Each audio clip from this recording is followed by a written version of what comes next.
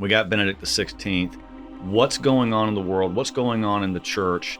And all of a sudden we get hit with this bombshell that he says he's going to retire. Just kind of tell us that story. So let's get more on this shock news that Pope Benedict XVI is resigning. He seemed frailer, I think, in public, at least to my eye, when he announced it. And that was, I think, a great shock to people. Canon 332.2, that the Roman Pontiff can resign the office if it's done freely and it's manifested properly. So he can't do it under force, under duress. There's a theory basically that he was forced out. So you have Benedict in many places saying, I did this of my own free will. I think he said that in the 2010 interview, but he also said it specifically in response to the Vatileaks question. To say that he thought he was forced, you have to call him a liar. The St. Gallen Mafia was an association of kind of like-minded cardinals and bishops who met in secret. The fundamental drive of them was to kind of oppose the Ratzinger view of the way the church should be. With Francis in his election, I did have a source in Rome who did tell me that after the election, he met McCarrick in the hallway or something at the NAC, I think it was, and McCarrick said, "We did it."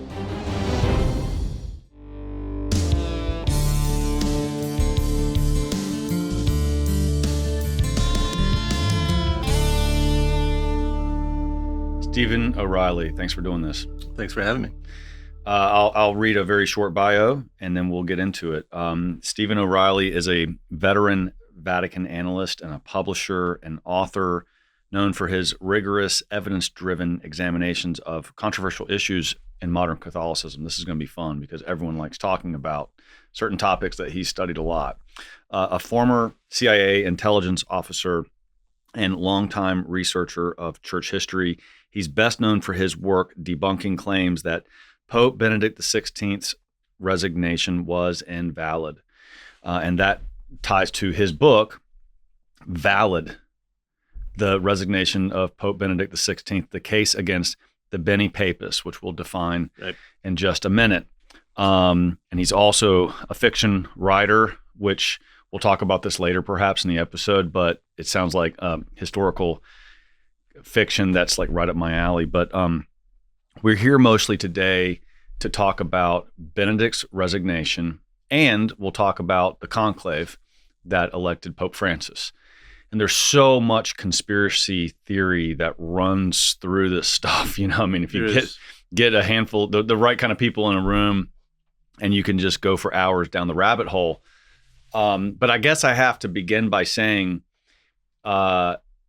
you have lost all credibility because you are former CIA, so you must be working for the government somehow, some way, right? Well, that during the course of having gotten involved in this, in the beginning, a lot of the people who kind of believe that were actually kind of friendly towards me. But as I got deeper into it and, offering more and more counter arguments and things like that, that a lot of the times what you'll hear, they just kind of want to be dismissive instead of saying, Steve's argument where he says X, Y, and Z, that's wrong because of A, B, C, D, and these things here. They really often, very, very often resort to just saying, he's CIA. His arguments are from the CIA. Yeah. Which is all a lie. Yeah, I read some of the your blog post, which cites transcripts from people talking about you, and they literally say, quote, his arguments are from the CIA. That's right. How long has it been since you worked for the CIA? The 90s. Yeah, the 90s. In the 90s. So yes. You're pushing like 30 years away from the CIA. That's right. So a disclaimer, it's just ridiculous. To say up front that I am not associated with the CIA any longer, not been for decades. No one suggests to me what to write. No one directs me what to write. Anything that's written on there is what interests me or my fellow writer on the blog. We just write what interests us. So we are not paid to write what we do.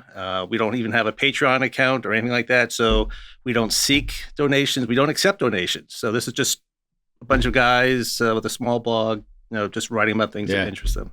Well, I see that your background, whether it was with the CIA or the other work you've done, trained your mind to get really crystal clear on complex issues. And that's what you've done, and that's what we're going to do here. Great.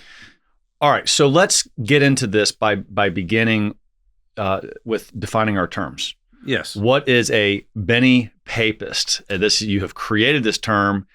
and it kind of sheds like a light on the overarching issue that we're dealing with. So let's begin with that. Why did you come up with this word Beni-Papist? Yeah, sure. Well, I started writing about just this issue about whether or not Benedict's resignation was valid or not. I started, I think, around summer of 2017. And as I started writing more about, actually, the first couple articles about how do you term this? I just want a term of art. How do you refer to that theory?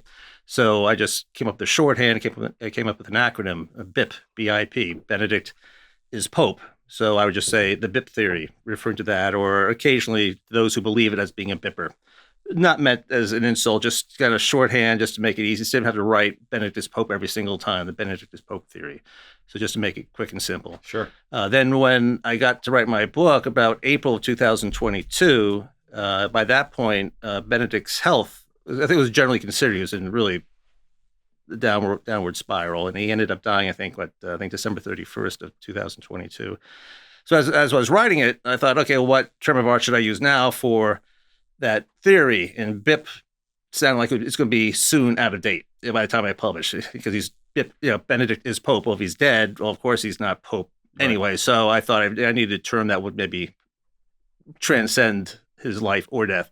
So I chose Beni-Papist. I thought some of the other terms that were out there were actually kind of inaccurate. Like they're often referred to as Beni-Papists, which I thought was kind of an inaccurate term. But so I chose Beni-Papist since that's what I've been using. Great. So we'll be talking about that's the group of people that believed that Benedict was still Pope while he was alive. Exactly. And that once he died, then the see became empty. Right, yeah. Right. Okay, now let's go back and try to tell this in a little bit of a story format. We're going to get to your work in your book, which is distilling down the many different theories of why Benedict would still have been Pope, right, or why his resignation was invalid. But let's tell the story as you recall it, as you've researched it. We got Benedict XVI.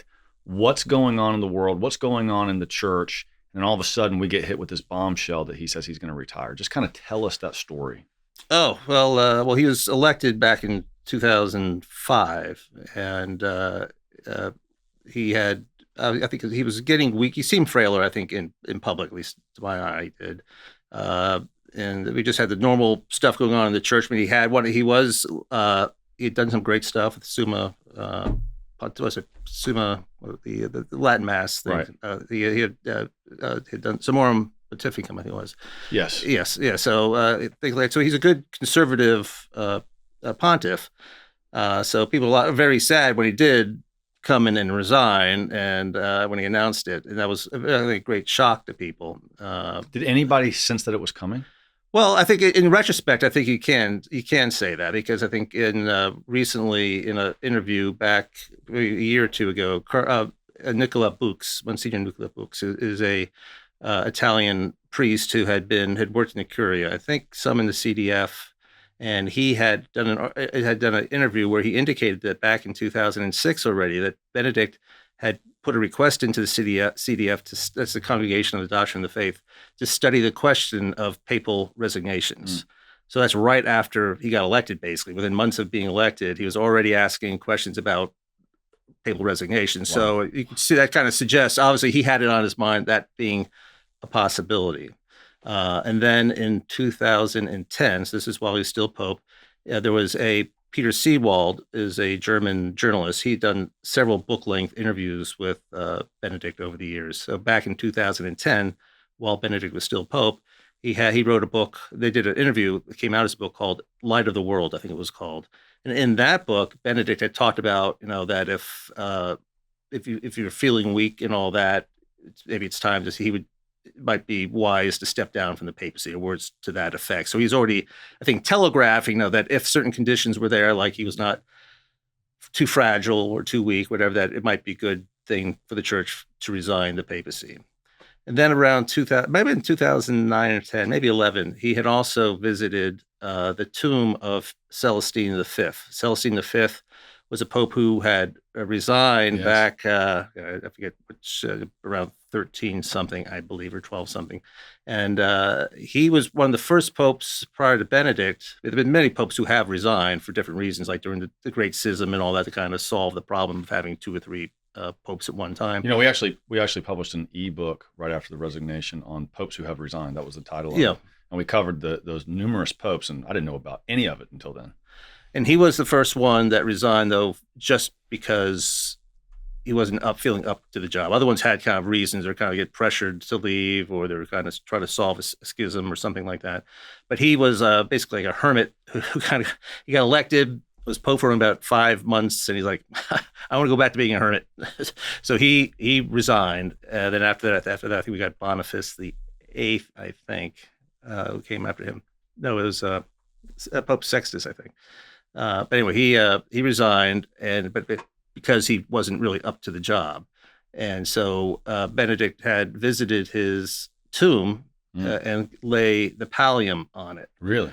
Yeah, and that says something. That was like that 2010 maybe. Did anybody catch on to that? That's what he was doing? I think it might raise some eyebrows. Right. I mean, I don't know if anyone kind of stepped forward and kind of prophetically said, that means he's going to retire or resign. Right. But you kind of see that he was kind of thinking about it, in the statement, sending the questions to the CDF soon after his election, the visit to Celestine's tomb, and then the In Light of the World interview with Seewald. So I think that kind of set the stage. He laid it out. We just didn't see it necessarily at the time. Now, but in terms of what other things were going on, well, that was in the midst of the Vatileaks controversy. Tell us about that. Vatileaks, I think, hit the kind of the press in early 2012, and what that was is that the Pope's butler, Paolo Gabriele, had been leaking a bunch of documents that were embarrassing to the Vatican. And I think he did it through an Italian journalist, last name Nuzzi. And so there were a series of leaks that went through Nuzzi's book, and I think also released to the Italian journal papers. And they're embarrassing to the Vatican. Nothing was so major. It was really just the fact that they were being released. It was just kind of embarrassing. They kind of suggested that maybe Benedict doesn't have control, and there was like a lot of rumors and scandals. A lot of the documents that came out were written by Vigano. Vigano was at that time, I think he was the Sostituto, which is like the number 3 in the Vatican State, and because he's a very honest guy, and he wrote a lot of memorandum or letters talking about within the organization, talking about corruption in terms of contracts and things like that. So he was trying to get a rein on all that stuff. But a lot of that stuff was leaked. So the question was, originally, no one knew that the butler did it, literally, who was doing it. So there was thought people were trying to maybe torpedo Benedict, or maybe Bertone, who was the Cardinal Bertone, who was the Secretary of State at the time. And but it eventually came out that Gabriele was known to have done it to Butler, and his motivation was, he's actually, and it's not disputed, but his motivation was he was trying to help. He thought he was helping Benedict by showing that there's this, a resisting curia that's not, doing their jobs or whatever. He thought he'd be helping Benedict by releasing this stuff, when in fact it didn't. I mean, I think it embarrassed Ratzinger, it embarrassed Bertone, who was the Secretary of State, kind of involved over the whole Vatican city-state. So that was kind of what was going on in the midst of the leading up to the resignation. So that's 2012. About June, July timeframe, Ratzinger had signaled to Bertone, Secretary of State, and to Gonswain, his personal secretary, Archbishop Gonswain, that he wanted to resign. And they were like, no, don't do this. But he held off on doing anything. And when we get to the actual, arguments about why some people think that he was forced out, some people think he was forced out because of Vatileaks. But he had said in his interviews with Seewald, I think in 2016, that was the Last Testament, or maybe it was in Last Testament, 2016. And then a third set of interviews was A Life, Volume 1 and 2. But he talked about how he was asked, did the Vatileaks cause you to resign? And he said, no, you can't leave when you're under pressure. You can't leave. You have to wait. You can only leave when things are calm. So that shows his state of mind, as he understood that a papal resignation had to be free, couldn't be forced. So to Seewald, he said, that's not why I left. So, and in fact, he said he held on, he waited till the trials. Now, the trial of Gabriele happened in October of 2012. So the trial came, he was found guilty. And then we get into December timeframe when I think people say that he ultimately kind of made his decision. I think in that time frame to ultimately leave, and then he announced it on I think February 11th or February 12th of 2013. Wow. All right. So that just kind of sets the stage, the story of how we got to his resignation. Hey guys, real quick, we noticed 80% of you that watch the episodes are not subscribed. So please do me the favor and subscribe and hit the bell for notification. That helps you get the content, but it also helps this amazing stuff get spread to other people just like you. Thanks for your help. Now let's dive back in. Based on all of your study, I don't know if you've even called this canonical law or canon law, but what are the legal requirements for a valid resignation? Well, you look at, there's Canon 332.2, and of course I'm paraphrasing it, but it essentially says, as close as I get it, is that the Roman Pontiff can resign the office if it's done freely. What else? And it's manifested properly. So he can't do it under force, under duress. It's free, and so there's two conditions, and he has to. It's pretty easy. He has to mean it freely, and he has to make it very clear. And he has to make it clear and manifest, and that he did. He wrote it out. He appeared on video, so you cannot argue it was not manifested properly. But he clearly, I think we can show from the interviews and some of the things that it is free, even though people claim, and they have various arguments to suggest other things that went on that they suggest it was not free. All right. So what stands out is it called Benedict's Declaratio? That's the instrument of his resignation, Okay. the Declaratio. What stands out as the clarity and the intent in the canonical form there? Well, he says, there are no rules in terms of what has to be said, right? And that's part of the problem with some of the arguments that Beni-Papists have. There is no formula that's required by canon law that says you have to say these things. But he talked about how he was not up to the job. His weakness, his incapacity to fulfill it. He's come to recognize that, and so therefore he says he resigns with full knowledge and consciousness of what he's doing. He says I freely resign the ministry of the Bishop of Rome, successor of St. Peter, as of this date and time, in such a way that the See of Peter, the See of Rome, See of Peter will be vacant, and that a new conclave would have to be convoked.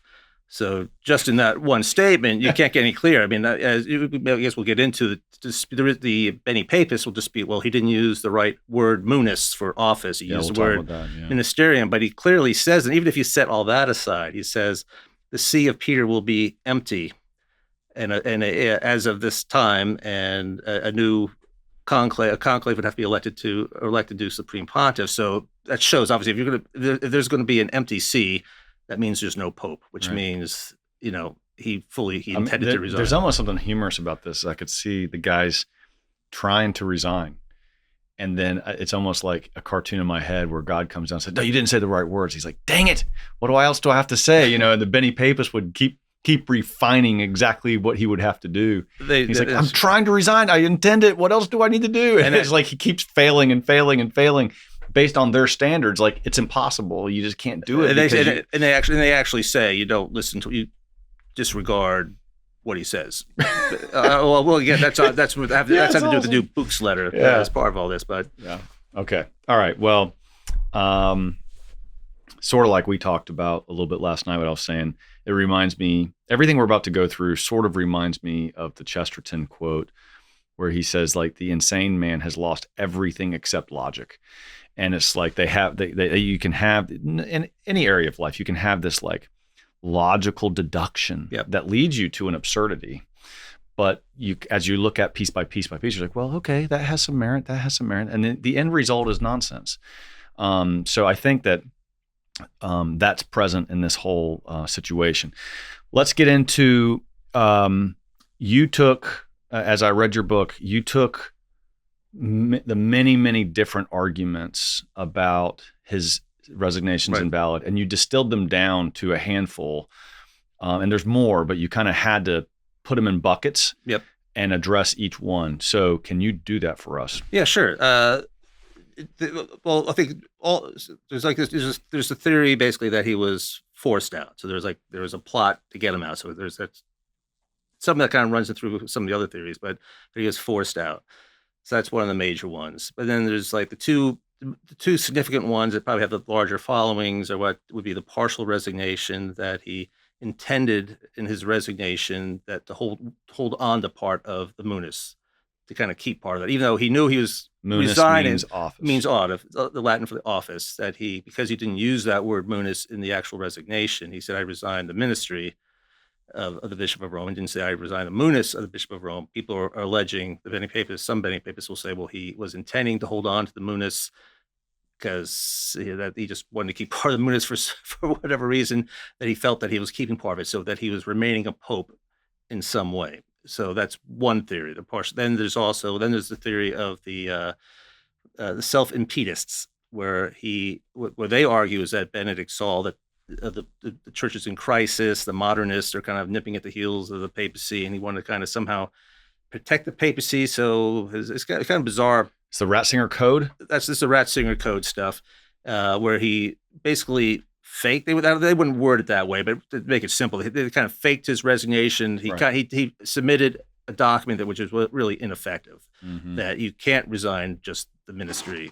So therefore, he really didn't resign, and he kept it and kind of lived this life of seclusion, really trying to hold so he can remain pope. It really doesn't make sense, because then what's the plan here at the end? What's the end goal? What do you do with that? All right. So in layman's terms, that first one is like under duress.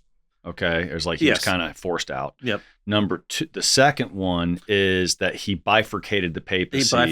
Between, and this is when we'll get into, we'll do it in a minute, between like the word ministry and the word office, and like the play on those words.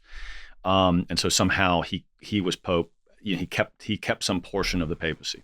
The third one is this Ratzinger Code, where again, not their words, but that he kind of faked the resignation to kind of save the church and hold on to it. That's right.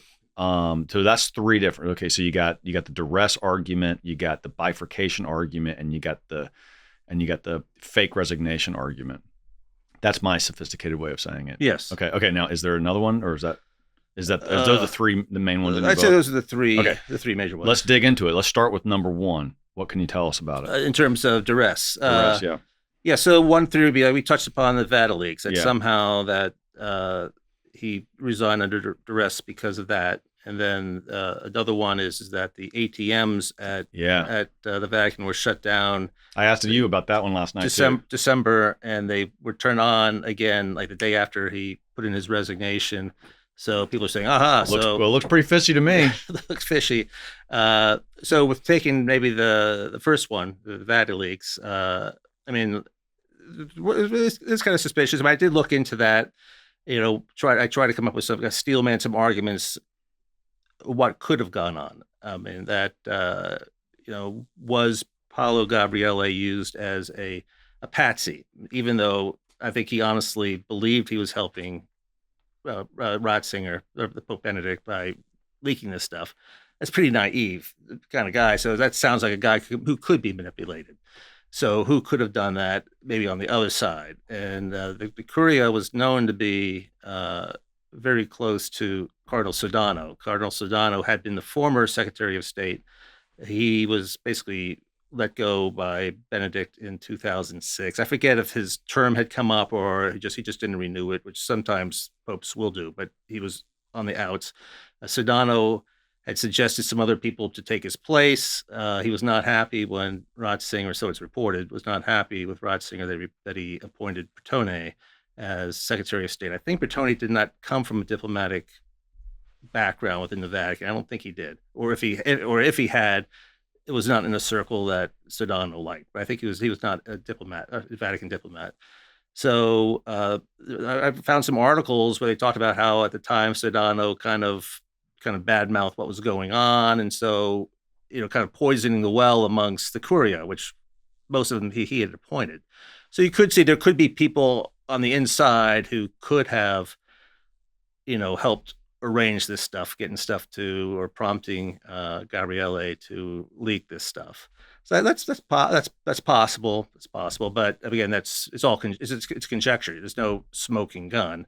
But even if it's true, two things can be true at the same time. One, that there was a plot to get Benedict out, and then two, that he resigned of his own free will. And like I said, as I mentioned before, the Seawald interviews, he was asked directly, did you resign because of that? He said, no, you cannot go out when you're under force or under pressure. And I think he said that in the 2010 interview, just generally, and then he also said it specifically in response to the Vatileaks question.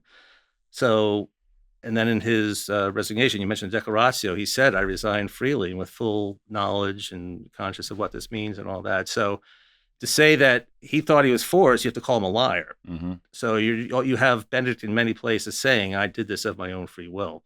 So I think it's hard to say he didn't. Now, with regard to the ATM issue, again, we talked about last night. Yeah, you have a great answer for this. Well, everyone knows the Vatican had some nasty, corrupt stuff going on with the Vatican Bank for years. I mean, we talked about there was a guy who hung himself, I think, was it London Bridge? Yeah, I don't remember his real name. Back but it was in the 80s or 90s. God's Banker.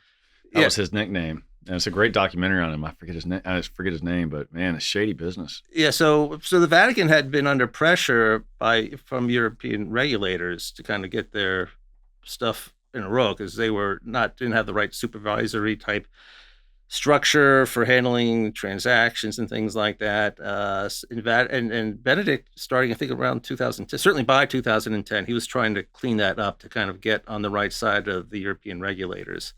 So they had like a committee of Vatican officials meeting with it's a group called Moneyval, I think is what it's called. It's something what the association is of the Council of Europe. But they did a report for the Vatican, and they said out of like 16 things you need to be in compliance, you have 9 of the 16. So they were not in compliance. Not in compliance. Kevin, Google God's Banker. I just want to.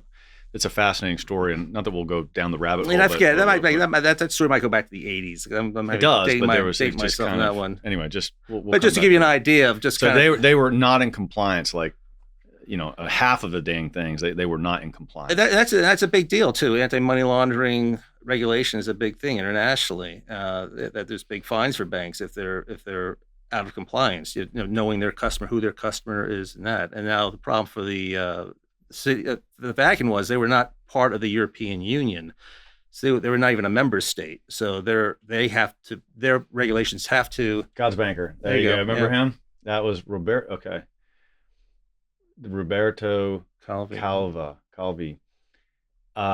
There's an awesome documentary on him, by the way. I just want to. It's very interesting, but it's nasty because it shows the corruption of certain cardinals that were working with this guy, and there's a way to hide funds, exactly. Money laundry funds. That's right. You had Vigano writing about this type of thing as well.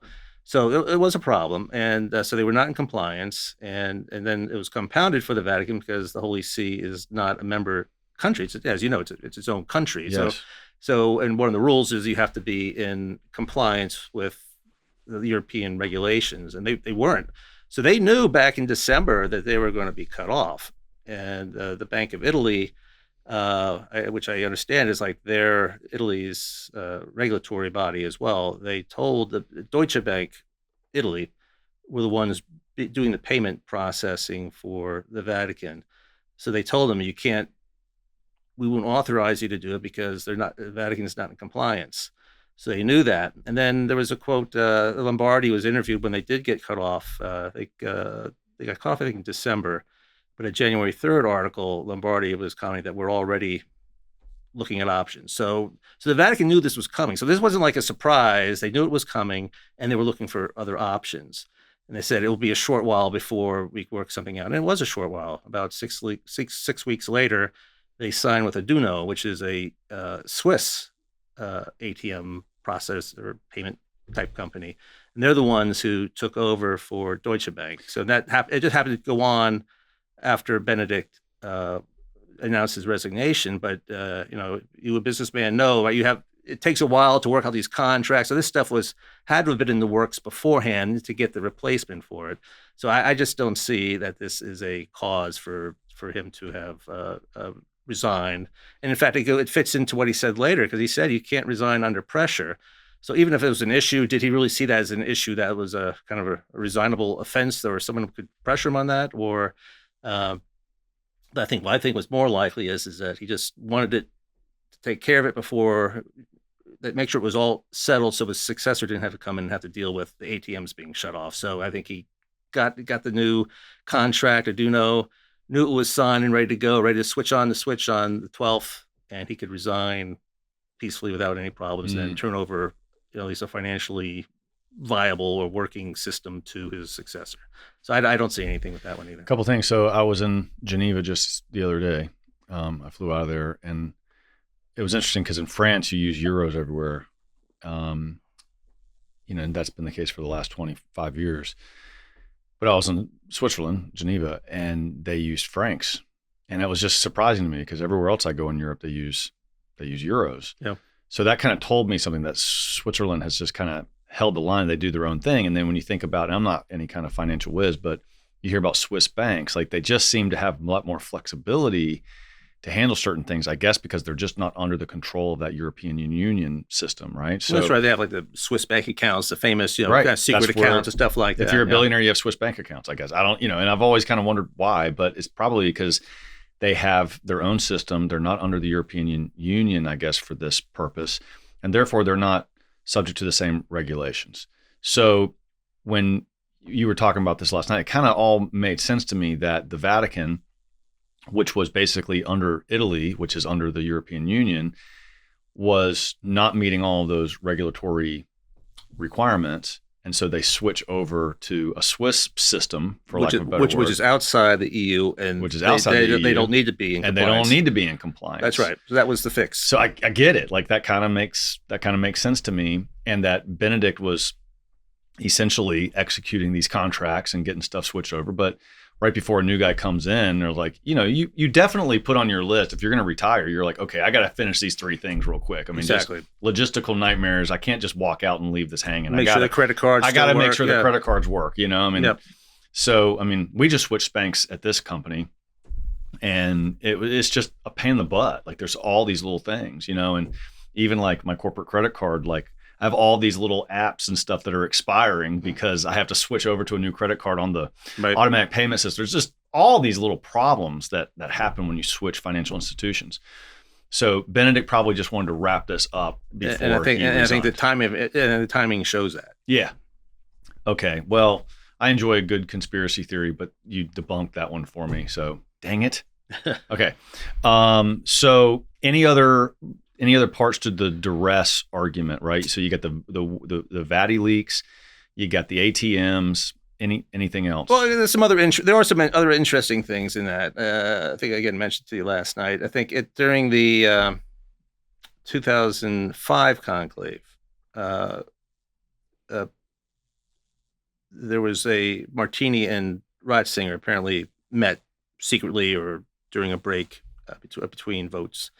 And there was apparently some other candidate. I don't think we've ever heard who the candidate was, who's gotten a certain amount of votes. And Martini said basically to Ratzinger, hey, we don't like this guy. He's corrupt or whatever.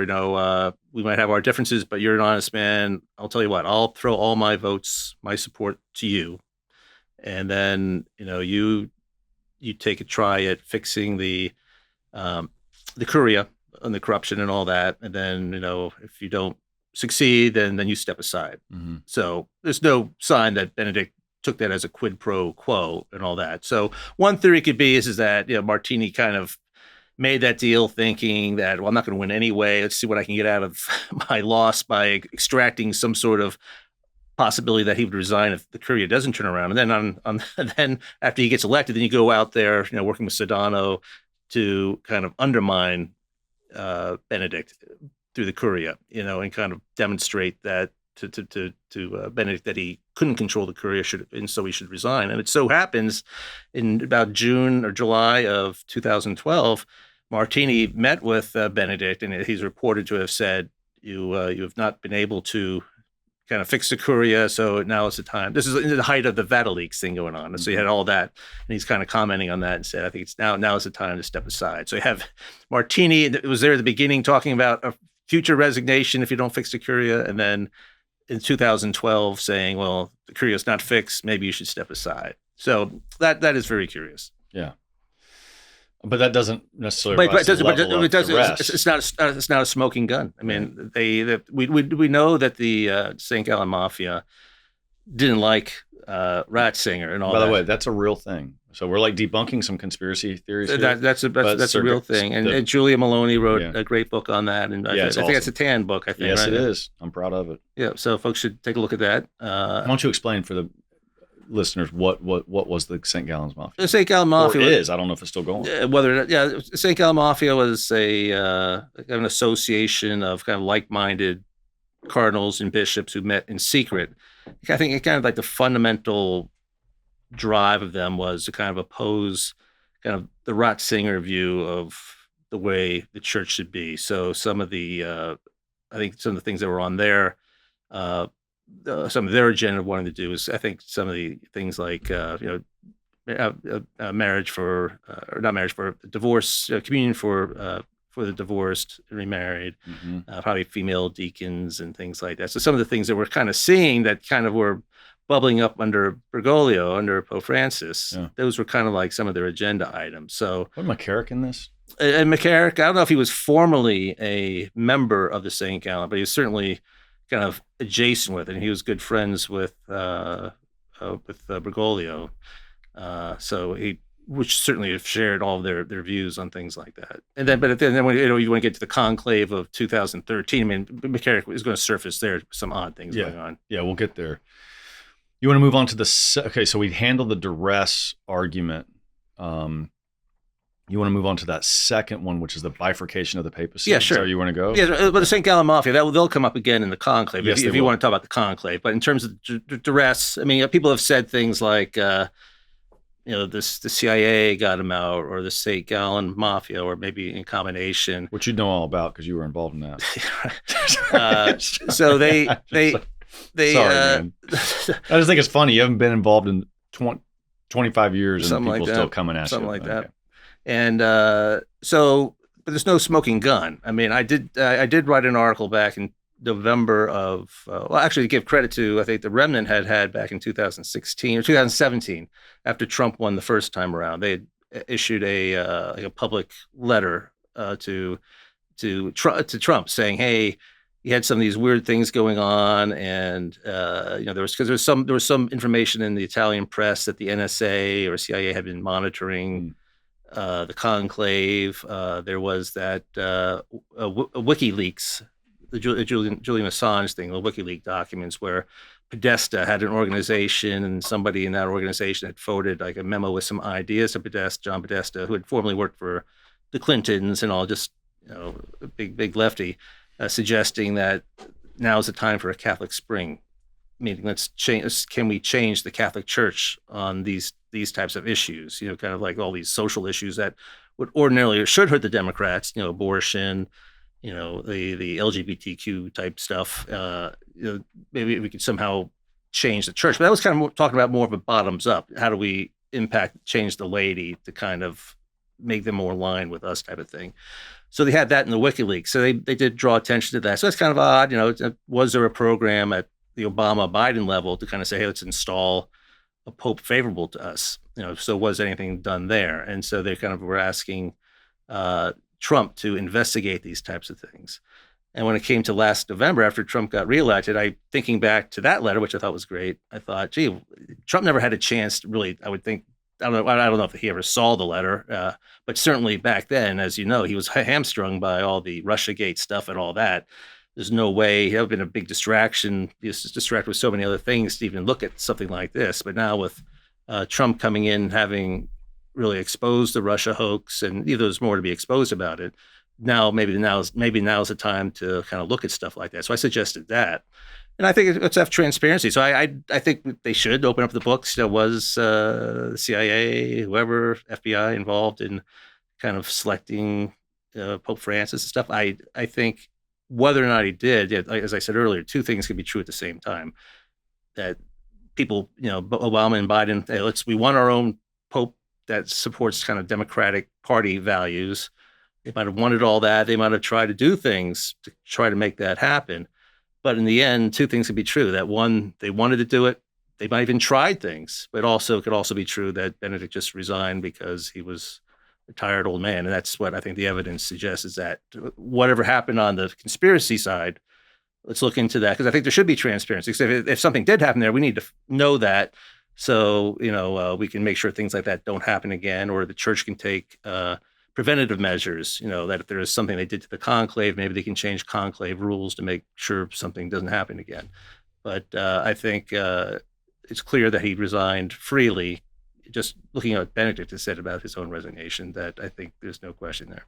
All right, so we talked about the financial pressure, or the conspiracies, that there was this financial pressure for him to resign, the ATM shut off and everything.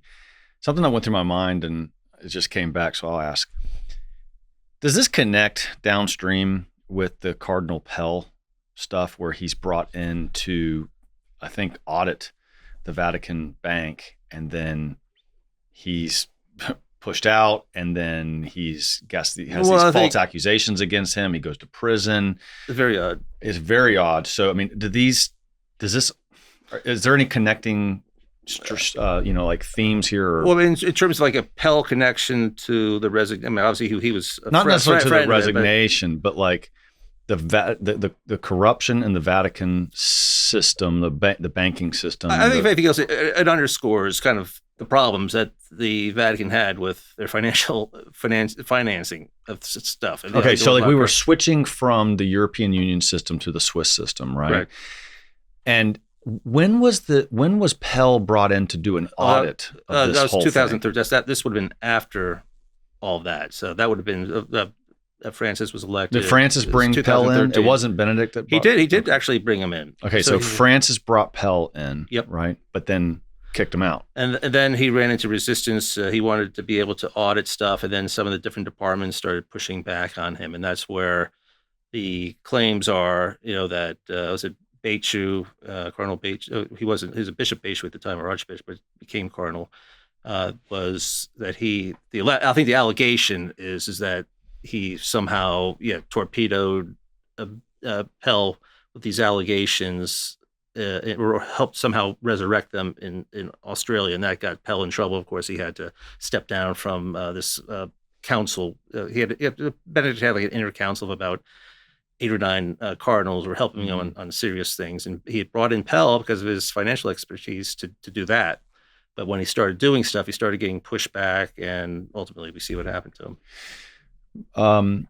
To the listeners out there, if anybody knows, like, who is the world expert on the Pell situation, these false accusations, his imprisonment, there's accusations that the Vatican was behind that they got the mafia in Australia involved. Like, I don't know anything, but if you know who the world expert is on that, or if my listeners know who is the world expert, not just some junky online guy, but somebody who's done the real research, like you've done in the issues we're talking about, I'd love to know. Put it in the comments, because I'd like to get as much as I can to the bottom of what happened with Cardinal Pell, who was a very holy man and suffered tremendous. A very, very good man. So a great injustice. Yeah.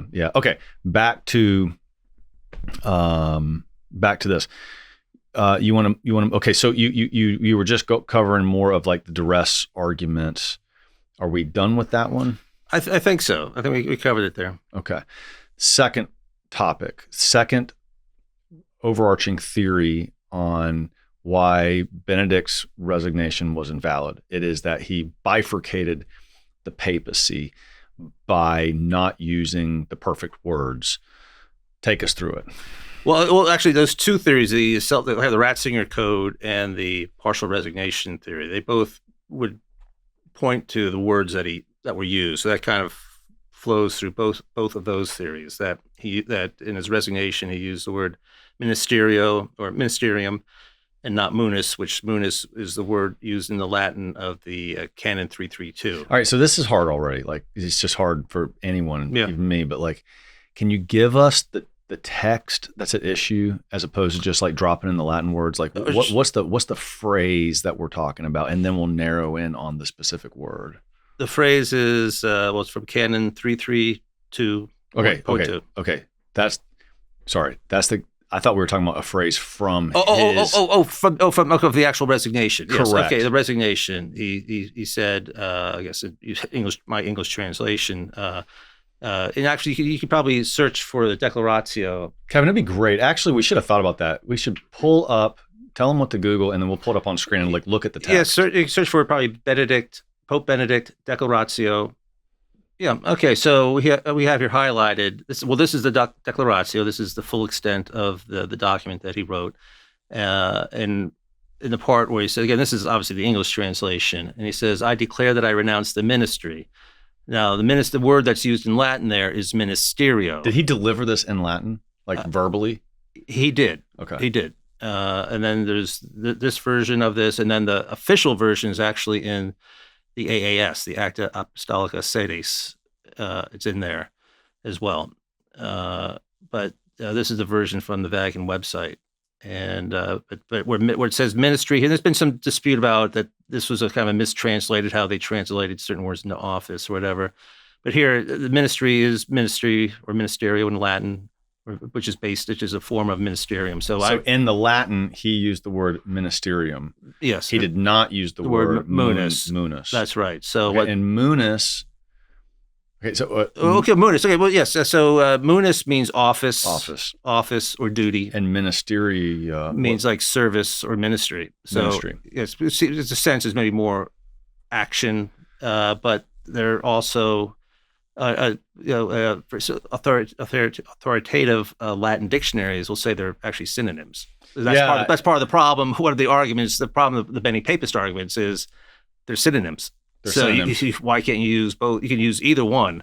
And you even refer here to my friend. I just want to give a shout out to Ryan Grant, who I went to college with and has became a buddy over the years, and is a wonderful man. And he's an incredible Latinist. And so you even cite to something he wrote explaining that's right the history of these words. Is it ministeria? Here, the form of it is ministerio. Okay, I think. Ministerio. Ministerio and munus. Munus. M-U-N-U-S. Correct. And Ryan Grant analyzes these words, saying that they are used synonymously throughout all the history of Latin. Well, they can be synonyms, or there's subtle differences. There could be subtle differences depending how and where the word is used in the context. So to put it in my layman language here, what you're getting, I just want to make sure the listeners are following this. When Benedict says, "I declare that I renounce the ministry of Bishop of Rome," what the Beni-Papists say is, you see, he is only renouncing the quote-unquote ministry of it, but not the office itself. That's right. Because he didn't say, they would have liked him to say the ministry and office. Or just say munus, the office, which would be translated office here. Office. So I declare I renounce the office of the Bishop of Rome. Then they would have been happy, they say. So what is, we're going to stay on this for a minute, but what is the difference in ministry and office, just like in the way we use those words? I mean, how do they have such a big difference there? Well, here they would say that there's a difference between doing something and being something. So it'd be like saying you are the CEO of 10 books. That's different from you doing things there's kind of you as being that and you as doing those things, hiring people, doing new projects or something. That's like the doing of the office, or the doing of that. The doing of the things is the ministry. And then holding the office is just more of like an ontological situation. That's right. And they would say, well, you can't give up the doing. And he kept the being part of it, is what they're saying. So he remained that. He gave up the doing, he kept the being. The being, yes. Interesting. Okay. So that would be that's a good way to say it. That's a good way. So that's the difference in the ministry and the office, and that's what the Beni-Papists hold on to. They would have rather him say, "I renounce the office of this chair, the Bishop of Rome." That's right. And then they'll point to the things that Benedict did do, which understandably could appear confusing, is like where he still wore white. So they'll say they throw that into it too, that he still, that proved that he still thought he was papal in some way, or that he there's some letters where he gave apostolic blessings. Only popes can do that, which is actually not true. But they'll say the only popes can give apostolic blessings. So he's doing things that popes do. So he views himself as still being a pope. Okay, wait, hang on. That's interesting. I mean, the clothes I don't get, because what the hell's that matter? I mean, it's an outfit. He could have worn the Cardinals outfit. He could have worn a cowboy hat. Wouldn't make him a cowboy. Right. I mean, I don't get that. But an apostolic blessing, help me with that. Like, who can give an apostolic blessing? Well, or is it okay if what is it when you're dying and somebody gives you the apostolic pardon? The apostolic pardon. I don't know if that falls in the same thing, but same idea. Is like doing that on behalf of the Pope. Is that what that means? Every priest, I think, is delegated to give. I don't know if that technically falls under maybe it's all related. Same idea though. Yeah. But ultimately, the apostolic blessing is something that the Pope has kind of inherently, but he also can delegate it. And bishops, all bishops have the right to been delegated to say, I think you can give up to like 3 apostolic blessings a year.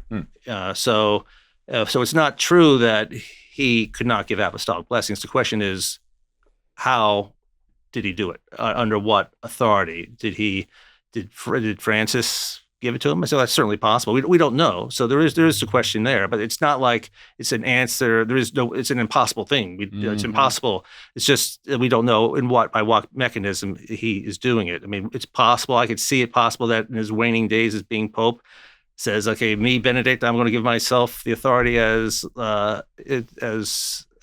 Benedict is non-Pope to say apostolic blessings. Yeah. So that's one way. I mean, if I was resigning the papacy, I'd want to keep something cool for myself. You know? But I'm going to keep the outfit. There might be more difficulties. And I'm going to keep the apostolic blessing. I mean, come on. I don't get to keep my retirement home. I don't get to keep Castle on. What is it called? Castle. What is it? Gandolfo. Yeah. My vacation. I don't get to keep that, so I'm going to keep the blessings and the outfit. That's right. So I mean that's probably more of a stretch, but it's possible he thought, I can do it privately. I kind of maintain. But I think the more likely one is just Francis, because he had said that Francis has been very supportive of his Pope Emeritus thing. He probably said you can give apostolic blessings whenever you want. Yeah, that's what I think happened, and it would not have been something like we'd have to have some great document. I mean, Malachi Martin was dispensed from a lot of his Jesuit vows. I think it was by verbal from just talking with Paul VI because he was friends with him. So I think it's possible. That's all you need, right? So that's not enough. But the things like wearing white, that's not a big deal. Plus, he stopped wearing things that were truly papal, like the papal mozzetta. That's like the little cape thing that kind of the white cape that kind of hangs over the shoulders. Okay. He stopped wearing that. He stopped wearing that. Okay. He stopped wearing that. There's like a papal, I forget what the word is in Latin, but there's like a sash, a big belt, basically belt sash that the Pope wears that then comes down the leg and has. So he did change his outfit a little bit. He did change it. He stopped wearing the red shoes. He destroyed the papal, the fisherman's ring. So all these things are signs and symbols of that. And I think the reason why he kept the white has to do with his use of the title emeritus, which is one of the other things that is kind of related to this, is saying there's no such thing as a Pope emeritus. This is why I love this. I mean, you're really detailed. Like, he destroys the papal ring. He stops wearing the red shoes. He stops wearing the sash. He takes off fascia. Fascia. That's it. Boom. Thank you. Yeah. He changes he did change things. So even that argument about, he still wears white. No, he changed it substantially. And I think you can understand. I think if people really looked into it, I mean, just on the surface, it kind of does look bad. But you kind of look at what he was trying to do with the Pope Emeritus overall. We started touching on this last night. I think what he saw with what was going on with John Paul II as he was getting run down to the end of his life, and he was not going to condemn him. He said he did him basically, that he was a great pope and all that, and suffered for the church and all that. But he said in a couple different interviews that if you're feeling weak and can't do the job, it's time to step down. In fact, he said that at least by me, it's time to step down. So he did say that to Seewald. So the Pope Emeritus, that was a new kind of title applied to it. And I think that's what threw a lot of people for a loop. He's creating a new institution. There's 2 popes. I don't know if the Gonswain speech where he talked about an expanded papacy, that also threw people for a loop back. I don't know anything about that. Oh, okay. That also gave a lot of fuel to the Beni-Papist. Make sure to follow @Conor Gallagher Show on Instagram and Facebook. It's there where you can engage with the content much deeper, behind the scenes footage, behind the scenes content. It's going to be fascinating. Now back to the episode. back in 2016, about 3 years after Benedict had resigned, Archbishop Gonswain, who is Benedict's personal secretary for a long time, I think for his entire papacy, and maybe even going back to when he was at CDF, he gave a speech or a talk at the Gregorium in Rome. Yeah, the seminary. And it was on the occasion of a book being published by Father Roberto Regali on the Benedict's papacy, on his pontificate. And during the course of his speech, he talked about how Benedict and Francis have a shared, Benedict is participating in an expanded ministry. And so people are like, what do you mean expanded ministry? Because he said a lot of things that if you kind of look and say, yeah, kind of maybe it sounds like he's trying to be two popes and all that. But if you really look at what, and he said a lot of kind of strange, over the top things, but I think you have to really look at the speech in context. One,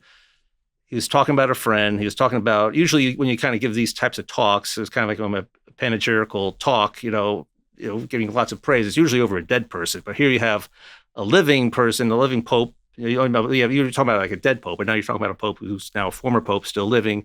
So you want to kind of make his life sound even still important.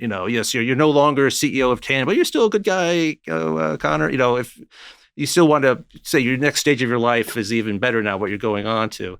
So I think there was a lot of that kind of went into the kind of the over-the-top flowery language. But when he started talking about things like expanded ministry, Gonswain talked about Benedict's coat of arms, where he has John 3:8. I think John 3:8 talks about being fellow workers in the truth. There's lots of references in Scripture, like things in Corinthians, where I think Paul even talks about being co-workers with God. So you're a co-worker, you're sharing a ministry, but it doesn't make you God. You can share the work of your pastor, kind of help in his ministry, but you're not the pastor. You can help and all that. So I think how Benedict viewed what he was doing is that he was praying for the church. He had served the whole church, and he was kind of sharing in the ministry in that sense. Because going back to the title of emeritus, I think Vatican II introduced that for bishops. Because bishops never used to like retire or resign; they kind of stay there to they're dead. But to kind of help them retire, they still though felt, because they felt an attachment to the people who they served, they were granted to use the title emeritus. And in Canon 185 says someone who has given up an office due to retirement, given up an office, can use the word emeritus by resignation. So he resigned the office, kept the title emeritus, or took on the title of emeritus. Then Canon 402 talks about when a bishop retires, they can use the title emeritus. And then the commentaries in the canon law commentaries talk about how this is symbolic of an ongoing relationship with kind of the family that he had formerly served. Yes. But a pope is unique. What's his family? A former pope. Yeah. The whole church. The whole church. And that's why I think, now whether or not he should use the term Pope Emeritus, maybe it's confusing, but I think that's why he used it, because he saw himself as, and also the service that the former bishop does is to pray for his former, family. It's still his family, but he's no longer serving them as the bishop. So I think he saw his role, and he says it in his resignation. He says it in his last audience. He talks about he sees himself as praying for the whole church. He's going to continue on in service of the church. So, but because he's a pope, former pope, his family that he had an ongoing relationship is the whole church. Yes. So that's what he's addressing. And I think that's why he wore the white, because even though he gave up the symbolism of being the actual pope, I think the white was to symbolize his attachment to his family that he's no longer over as pope, but he still has a spiritual attachment to. And I think that's what he was doing with emeritus. That's really good. You want to pull up that sheet again, Kevin? That's a great explanation. All right. So anything else back in this sentence here that you want to focus on? I would say that if you look at even if you set aside the argument over Munus and ministry, and I'll get into about the syllables, synonyms here in a second, but even if you set aside the entire argument completely and say, okay, let's just set aside ministerium and Munus, the rest of the sentence, he says he renounces the ministry in such a way that as of from February 28th, 2013, the See of Rome, the See of St. Peter will be vacant, and a conclave to elect a new supreme pontiff will have to be convoked. I mean, just let's use common sense here, people. If the seat of Peter is empty, that means there's no pope. If you're saying it's time to call a conclave to elect a new supreme pontiff, it means because you don't have one right now. It's empty. The see is empty. So just that alone signifies that he's giving up his authority. And that's important because there's no formula in canon law that says, oh, you have to use the word munus. Yeah. Or this word or that word. You don't have to. In fact, Pope Celestine, when he resigned, he used the word papacy. I resigned the papacy. Really? So yeah, you don't have to use a specific word. You just have to communicate. Obviously, it's just common sense. It has to be sufficiently clear that you're giving up the papacy, and certainly saying those things. The See of Rome is going to be vacant. The See of the Chair of Peter is going to be empty, and you need to elect a new pope. It's pretty clear. Pretty clear. Pretty clear. Yeah. Wow. But did you go back and look up the words that Celestine used? Yes, I actually did. I went to the Liber. That's awesome. How'd you do that? It's in the Liber Sextus, so I found it online. Wow. I went back and looked at it. That's awesome. See, that's the research. I love it. And then now just about the words itself, munus and ministerium. Yeah. I said, as I was saying before, is that one, they can be syllables. They can, but ministerium can mean office. Synonyms. They can be synonyms. Yeah, synonyms. I say syllabus. Synonym. My bad. Can be synonyms. Ministerium can mean office, duty, just like munus can mean that as well. And then if you have a dispute, Canon 17 says you can look to other sources for clarification if there's a dispute over terminology. And if you look at other documents such as Vatican II in Lumen Gentium in chapter 3, which is about the hierarchical structure of the church. I read your article on that. Yeah. In the hierarchical structure of the church, it talks about how Christ instituted ministries. Yes. And then if you go down, that's in, I think, paragraph 18, going down to paragraph 20, it talks about how when their lives were coming to an end, the apostles looked to find other men to kind of carry on their ministries. And it said, and then one of the lines is among the ministries, it outlines the bishops and then the pope. It talks about among the ministries is the munus of the bishop. So what that means, just logically, a munus is a ministerium. Yes. So if a munus is a ministerium, if you resign a ministerium, you resign the munus as well. Almost sounds like the munus is part of the ministerium. Exactly. Yeah. So and that's a document that directly touches on the relationship between the office of a apostle or of a bishop and the munus and the ministerium. So if you resign the ministerium, you resign the munus. If the munus is inside the other, you resign one, you resign the other. So it almost sounds like ministry is broader than office, and at least in the context of the Lumen Gentium document. At least in that, there can be different meanings, different places, Sure. so you have to look at that. But that shows, a munus is a ministerium, Right. and that is the most related to this, which is talking about offices of bishops and things like that. So it's very related. So you resign one, you resign the other. So I'd say that. And in fact, if you look at, maybe it's getting ahead, it's looking at the recent Books letter with... Why do you think, though, I mean, there's so many different titles, right? I mean, doesn't the Pope have like 25 titles or something? I mean, there's a lot of different titles. There's a lot of them. So ministry of Bishop of Rome, successor of Peter, See of Rome, See of St. Peter, Supreme Pontiff. There's kind of like 5 titles right here in one sentence. I mean, it gets kind of weird, it's kind of messy. I wonder why he didn't just stick with one and repeat it over. Why not just say Supreme Pontiff? We'll never know. Yeah. This side of heaven, we'll never know why he chose. But I mean, he obviously deliberated on it.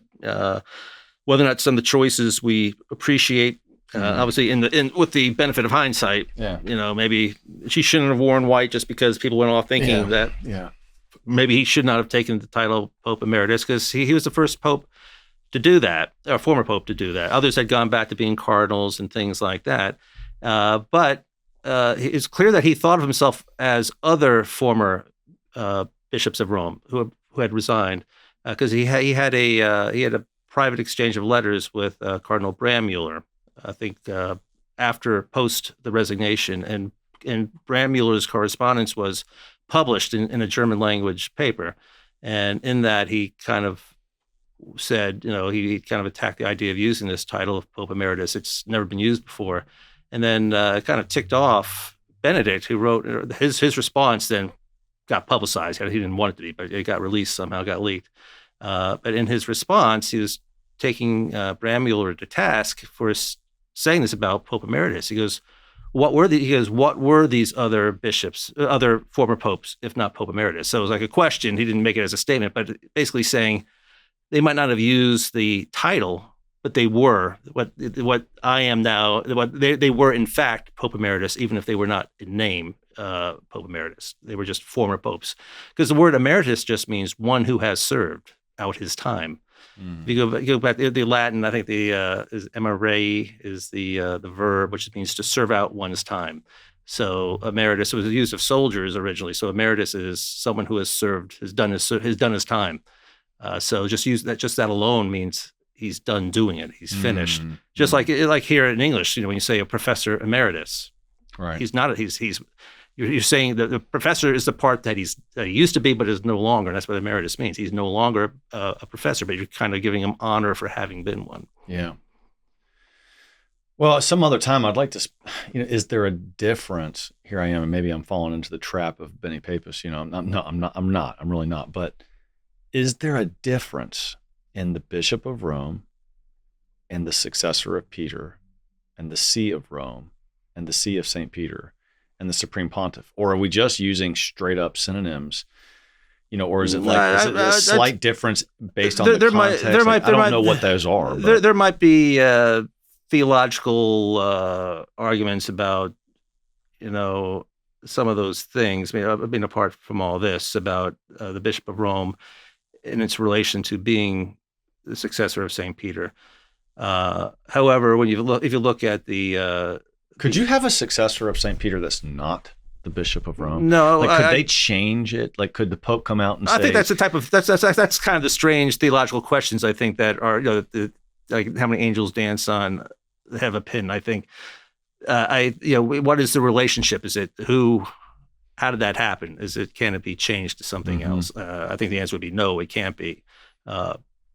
But I think but for practical purposes, the terms are synonymous. If you look at UDG, which is the rules governing conclaves, I think UDG 88, it talks about after the Pope, after the man who's been elected by the conclave, he's asked if he accepts being the Supreme Pontiff, which actually shows up there. Right. Does he elect? And then as soon as he says yes, he immediately becomes Bishop of Rome, true Pope.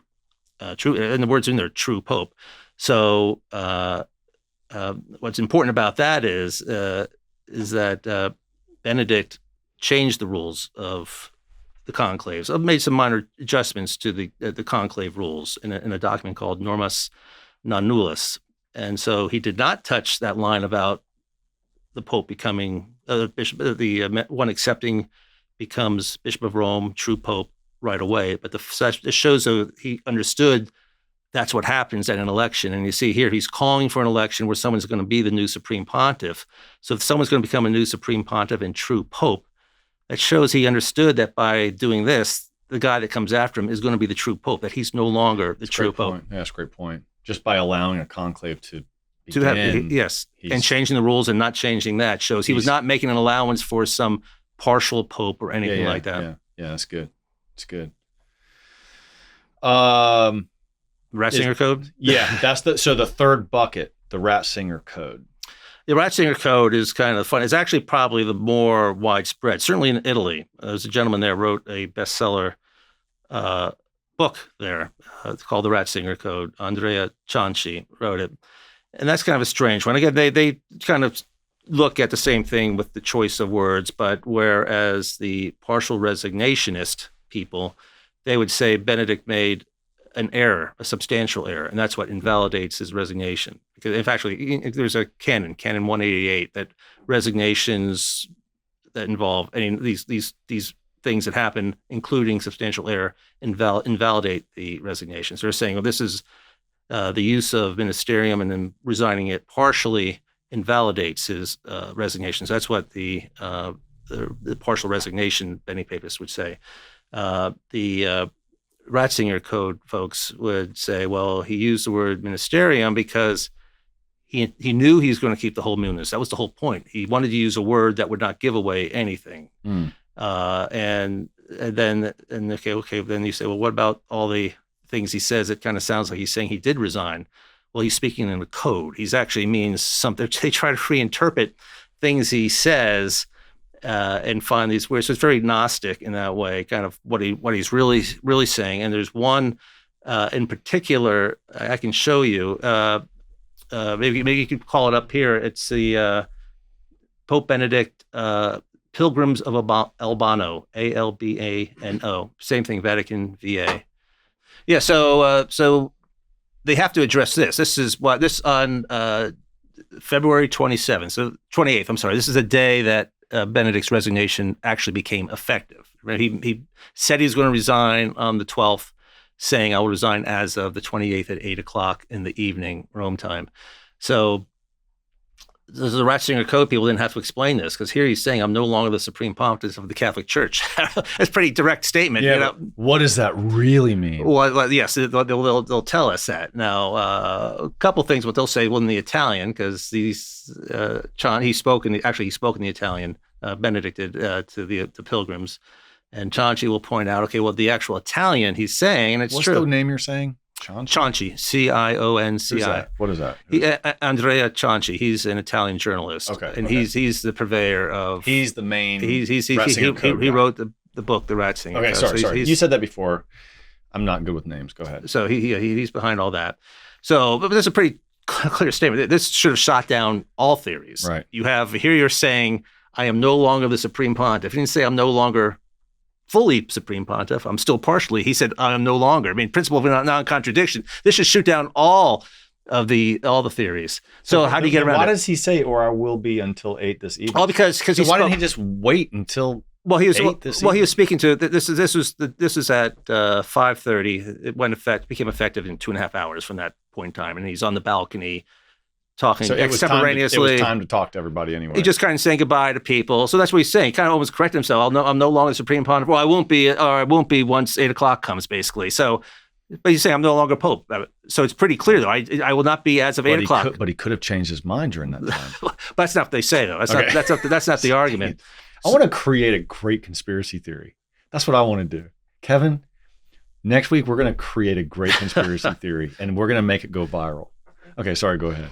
So what Cianci says, so in the Italian here, where it says, I am no longer the supreme pontiff of the Catholic Church, the Italian says, non sono più il pontefice sommo della Chiesa Cattolica.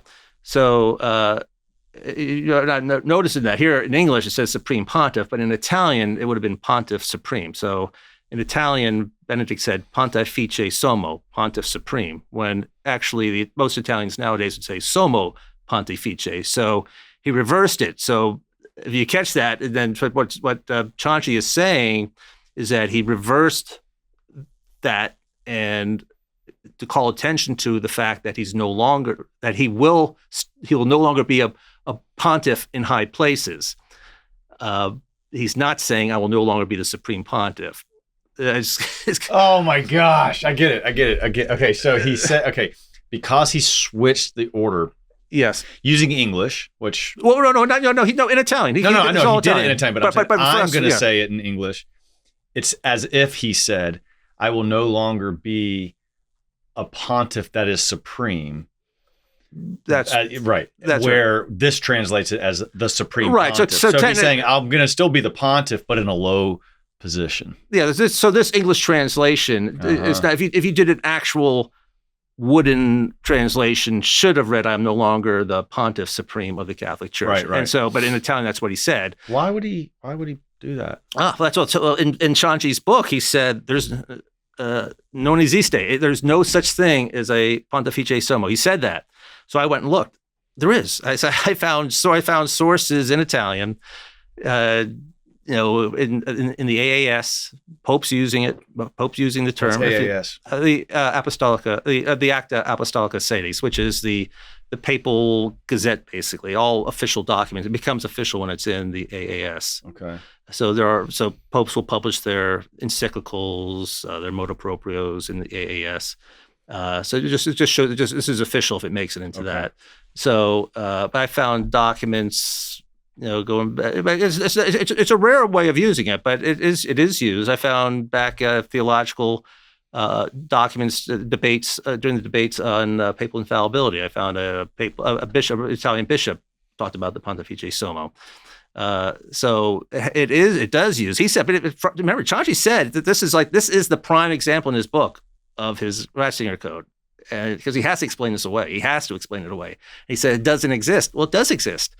So I put it in my book, and then there was a series of articles where he and I kind of went back at each other, and he said, "Oh, I don't know how many dusty, mildewy, libraries he had to search to find these things." But he admitted, I found them. He admitted it. He admitted he didn't say I'm wrong. I mean, he didn't say Cianci, I'm wrong, but he admitted I was right. He goes, yes, O'Reilly found these things, but that only proves the point even more because he used a rare form of that phrase. So it's like you can't falsify it. If you can't falsify it, then it's completely ridiculous. So, wow. Okay, well, at least I get their logic. I see it. I see what they're saying. It doesn't hold water, but so they do that on a lot of things. But that's because that's the key example. I use that as an example. No longer in my book. The pontiff supreme, meaning like a pontiff in a high place, but I'm a pontiff in secret, in hiding. Exactly. That's the sense. And so, but in my book, I show some of the example where I found. I just love this stuff. I mean, it's really. What started the exchange is I wrote an article called "Don't Believe Your Lying Eyes." It was even a funnier example. I'd already written the book by this point, but there's another priest in Italy named Don Munatella who's excommunicated because he said Benedict was not Pope and all that. So he has I think the sodality. You mean Francis was not Pope? Francis is not Pope, my bad. So he has a sodality of like 8 other priests at that time, like-minded priests. And apparently one of them knew, I think, Gon Swain's brother, or got him on the phone. Somehow ended up talking to Gon Swain himself by phone.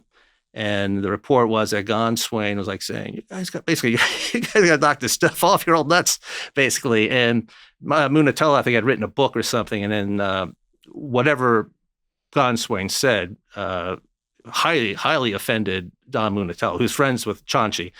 So highly offended him, and he actually thought some of the stuff was calumnious. What he had said calumnies against Munatella in his book about not being worth the paper it's written on, stuff like that. So Munatella and his crowd, they all were friends with Cianci. Like, how do we? What is this? What's this about? Because he had always said Gon Swain was on the side of the angels, kind of, Benedict is still Pope. So Cianci gets involved and says, so no, actually, when he's basically insulting you here, he's actually meaning, he found some weird way to kind of make it sound like he was actually congratulating you on your work. It's just, no matter what it is, they turn it around. It's really funny. So if folks have time, look at my blog. It's the article is, "Don't Believe Your Lying Eyes." Don't believe your lying eyes. And that's when he responded to me, and the whole thing about finding these examples in the dustbins, wherever. But he admitted it. Right. Something awesome. He said did not exist. All right. So is there anything else on the Ratzinger Code you want to talk about before we go to the actual conclave of Francis? Well, that's just broadly their idea that he kind of stepped aside. He kept it. It doesn't make sense. I mean, even if you try to follow the logic here and say, how do we make this into a great movie? Well, why would he do that? Then what's the end goal? What's the plan to fix things? He left no. You think if you're going to do something like this, you would write an article. You would write a testament saying, "Yes, I really kept the munus. I remain Pope. Here are the 10 safe cardinals. They should be the ones to vote for the true successor of St. Peter." Yeah. We have nothing. There's no plan for the church. So it doesn't make sense. Why would you give the church over to someone from their theory? Basically, Benedict knew he was handing the church over to an anti-pope. Yeah. How does that make sense? Right. How does pretending not to be pope help the church when you are pope? How does that help? That code really sucks. Yes, they didn't think that's a really dumb code. But the church to protect the church. We're going to hand the church over. Well, they wouldn't say it that way, but that's the effect. They're not going to word it that way, but that's in effect. That's what it is. Yeah. Okay. So, Yeah, that's There's the your article where he kind of explains. Kind of funny how when he's insulting you, he's really complimenting you. Before we get to the conclave, do you have any knowledge on what was Benedict doing? I mean, how long did he live? I forget, but it was a lot longer than people thought. And what was he doing that whole time? Was he really praying? Was he doing anything? Like, did he give talks much? Like, what was he doing? No, he didn't have any that I'm aware of, any public appearances. He certainly had guests who came to visit him. He co-wrote a book, I think, with Cardinal Seurat on was it a priesthood? Yes, I think it was. I think it was a priesthood, and then I don't know if he maybe co-wrote some other stuff, but he had done his interviews with Seawall. But he had said he was going to devote his life to prayer, and he lived in this little monastery on the grounds of St. Peter's, the ground of the Vatican. Holy so See. He was just like around the corner from Francis. I mean, he was real close. He's around the corner. Now that's why I always thought, I've joked on other podcasts I've been on. I said what they need to do is, as I said at the time when Francis was still alive, I said if he resigns, we need to send him to some remote mountain monastery and lock the door or something. Live with the Tibetan monks. Yes, go think about things. Right. But really, Reflect. ideally, as we see it did cause confusion, and so I can understand where some of this came from and all that, dressing in white. I mean, there's reasons for it. You can understand maybe why he did it, but ideally, he should have at least gone and lived in a monastery somewhere away from Rome. He probably didn't, even though we know Pope Francis was truly Pope, but it's probably not fair to your successor, whoever it might be, to kind of hang around. It's best to kind of diminish, go somewhere else, live in a monastery. That's what happened in the old days. Actually, I think Pope Celestine V's successor, I think, put him in a prison, I think, trying to keep him, from causing trouble or escaping, and then claiming he's still or whatever. But even though he was like on the grounds, no one ever saw him. I mean, he was gone. He was out of sight, out of mind. That's right. I mean, so he wrote. People would write him letters. He respond, and that's where occasionally you'll see the things like my apostolic blessings. But I've only seen 2 or 3 examples of that. I've never seen an example of him doing that to large groups. Did he go blind and deaf? That I'm not aware of. I think as he got older, I'm sure that stuff diminished, but I don't know that. But he was pretty bad at the end. Part of the rationale I heard for renouncing the papacy was he thought he was going blind and deaf, and so it was like, how can I reign without these faculties? I had not heard that. Okay. I wouldn't doubt it. I have heard that on one of his trips I think it was a trip to Mexico, he had fallen during the night or in the morning, early morning, and hit his head pretty badly, bled, and they were able to cover it up or stitch him up or something that have his skull cap was able to cover it for any other appearances he had. So that shook him up. And then when he got back to Rome from that, I think he was kind of slated to go to Brazil in a few months for the World Youth Day or something like that. And I think he thought he was not up to that, and that in his way of looking at things, he thought it would be best if he resigned to allow his successor, a more vigorous successor, to go to something like that, which is a shame, right? The Pope should not kind of reduce his role to doing travel around the world, go to World Youth Days. All right. So before we get into the conclave, let's finish this whole resignation segment here, which has been long and thorough. It's awesome. In your opinion, should popes resign? Well, in retrospect, no, they shouldn't. I think just you stick it out to the end. Everyone else yes, we have had resignations, but that's generally been to resolve some sort of conflict or some confusion in the church, like the time when you have 3 popes. Okay, a couple of you guys got resigned. All of you got to resign, or we're going to clear this thing up. So that's basically what happened with the Great Schism. That's how it was resolved. The only one who kind of resigned before Benedict, who had resigned really because he didn't feel up to the job, was Celestine V. That's the reason why you're not feeling weak. I think you just stick it out and wait. But I think Benedict thought he was helping the church by doing that. But as we could see, what kind of has transpired since then, we would have been better off, I think, if he just sat in the chair there for 8, 10 years, whatever it was, till the end, and then at least try to appoint some good bishops. We would have been better off as a church if he had not resigned. Which one's worse, that we ended up with Francis, or that that Benedict set a precedent for future popes to receive serious pressure to resign, and now it's a legitimate option, and before it really was. And that's what I think he was set to do. He wanted to show you can lead a respectable life here. This is how he's trying to, I think, create the model of that for the future, so we wouldn't fall into this like debilitated Pope John Paul II type pope kind of lingers for 2-3 years where there's not a lot of guidance and leadership. The church might seem rudderless for a while. But so which is worse? I mean, I think that there's harm. It really depends who your who the successor is to that pope. In the case of Benedict, we got Pope Francis, and that's a show in itself. But I think Pope Francis has been a disaster for the church, and we're still living through some of the effects of that right now. Amen. All right. On that note, let's talk about the disaster. Let's talk about the conclave. Tell us that story. And there's a lot of conspiracies about why the conclave was invalid. And just to be kind of obvious here, but whether or not the resignation of Benedict is valid is not connected with whether the conclave itself is valid, right? I mean, you could. I didn't say that right way. The resignation could have been perfectly valid, and Benedict's gone. He's out. That's correct. And then the conclave could still have been tainted and been invalid.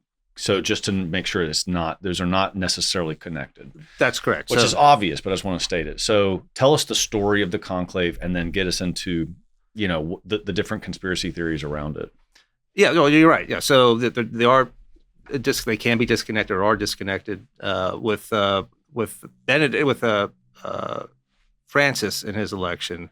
I mean, within maybe the year after he was elected, I think it was Cardinal Daniels came out with a book describing, I guess, his own autobiography, but in there he talked about the election, and then he talked about how we had gone to.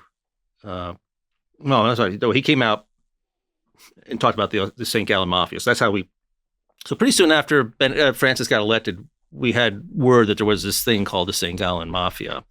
And then Austin Iveray, the British journalist who was very close to Francis, and some of the Italian journalists who were close to Francis, he came out with a book. I forget what it was called, but he had like one of the first biographies of Francis soon after the election, and he talked about how that a group of cardinals had gone to Francis and kind of asked him, they basically say, we'd like to kind of push your election. Do you consent for us to do this? They went to Bergoglio. Yes, that's in the first edition of his book. He said that, and then some of the cardinals who he named as having done that said, "Oh, we never did that," because I guess they were afraid that if you look at the conclave rules, maybe they're not supposed to go around kind of politicking for someone or anything like that. And if they had done that, that would have been like a major red flag. So they said, no, that's not what we did.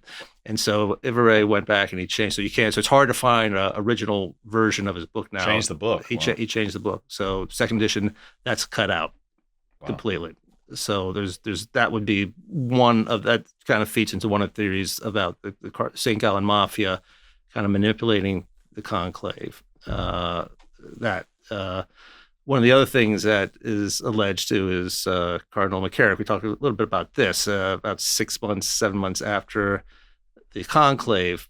He was giving a speech at I forgot the name of the college in Pennsylvania, in Philadelphia, the Catholic College. Villanova, that's it. He was giving a talk there, and he was talking about the election, and he talked about how several days before we went into the general congregation. So actually, the conclave starts on a certain day.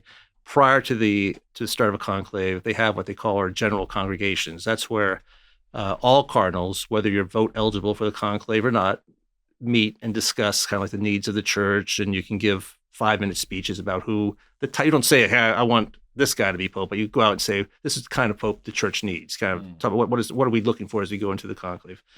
So even McCarrick was not voting eligible because he's too old. He can participate in the congregations. But he said in the talk at Villanova, a few days before the congregations, a very interesting, influential Italian gentleman came to my apartment, whatever, at the North American College where he was residing. The North American College is the American Seminary in Rome, and that's where a lot of American cardinals will stay there, guests, when they're visiting in Rome. So he said this influential Italian gentleman came to my room, and we're just talking about things, and he kind of says out of the blue, "What do you think about Bergoglio?" And McCarrick says something, "I don't know, no one's talking about him." And he goes, push him. He goes, Bergoglio can change the church in 4 to 5 years. He can change the church. Basically, that's pretty much a direct quote of what he said to him, as McCarrick reported it. And then, so you have McCarrick saying that. So then people started wondering, who is this influential Italian gentleman? Italian gentleman. I mean, it's just like, it sounds like a movie, man. It just does. Well, I love it. I see him in a fedora with a black briefcase. Like, I don't know. I love it. I think I know who he is. We talked about it a little bit this last night. Is that so? There was a lot of ink spilt at that time in kind of like Catholic social media and blogs, and who is this influential Italian gentleman and all that. And when I first started writing on it, my picture I had of him was being probably a layman, and probably, obviously, by the influential. He was influential in church circles. So I thought, okay, he's a layman, church circles, probably charity, kind of lay involvement in the church. So I had that, but that's about as far as I got with my thinking. And then over the years, I think I came across some Italian blog that had thrown out the name Andrea Riccardi, who's the head of the. This is like allegedly. I'm not saying he is the influential Italian gentleman, because actually you can say it's not necessarily mean that he's guilty of something. Or it could be just an innocent conversation. Like if I had met Cardinal Burke, I would have said, "Hey, vote for Athanasius Schneider" or something. Yeah, right. So I'm not. There's no nefarious motive on my part. So it doesn't necessarily mean something was evil was going on here necessarily. But this Andrea Riccardi, this blog, I saw his name there, so I started researching him, and he runs a lay organization in Italy that's called the Community of Saint Egidio, and they're very involved with I think charities and stuff throughout the world, and they're in 70 different countries. They're very influential in the church. I mean, Cardinal Zuppi, yeah. I think closely tied to them. He was a major candidate. That's right. And then Leo's spot, yeah. So I started researching Riccardi, and it turns out that he had, in the 2005 conclave, was known to have gone to some cardinals pushing someone to be pope at that time. It wasn't Ratzinger or Bergoglio at that point. But it turns out... who it was? Yeah, I do. I know the name that the article said. I forget it off who it was in retrospect. But it is known. But it is known who he was trying to advocate for back then. But since that time, he became a convinced Bergoglionista, and he said that. He said that. So we know he was big time for Bergoglio. We also know that he had been close to McCarrick, because he asked McCarrick to write the foreword for a book of prayers he had written. So, and that's on Amazon. So I found that. So there are links between them, and he fits the bill. And Riccardi is very influential, because early in the Francis pontificate, they thought there had been some talk about that he might be made a lay cardinal. A lay cardinal, yeah. So they've been talking about it. So he was the guy they talked about doing that to. So it seems to me that he could be it. So the question is, all right, did Bergoglio send him to McCarrick? Yeah. And then the thing is, did McCarrick do anything about it? Did he do anything with the information? That's when I started researching that question. Okay, you showed that he was asked to do it. Everything's secret in the conclave. So did he actually do the things he was asked to do? And then I found out that I found in articles, the American delegation that went over, not just the cardinals, but a lot from the USCCB workers kind of accompanied the American cardinals to Rome to kind of be like their back office people, kind of be their press people and all that. One was a nun, I think worked in communications at the time. I forget her name offhand, but I have an article on that. And she's quoted at that time as like about 4 days after the election saying, "Oh yeah, McCarrick, he was touting the praises of Bergoglio all along." So here we have near contemporaneous proof that he did do all those things.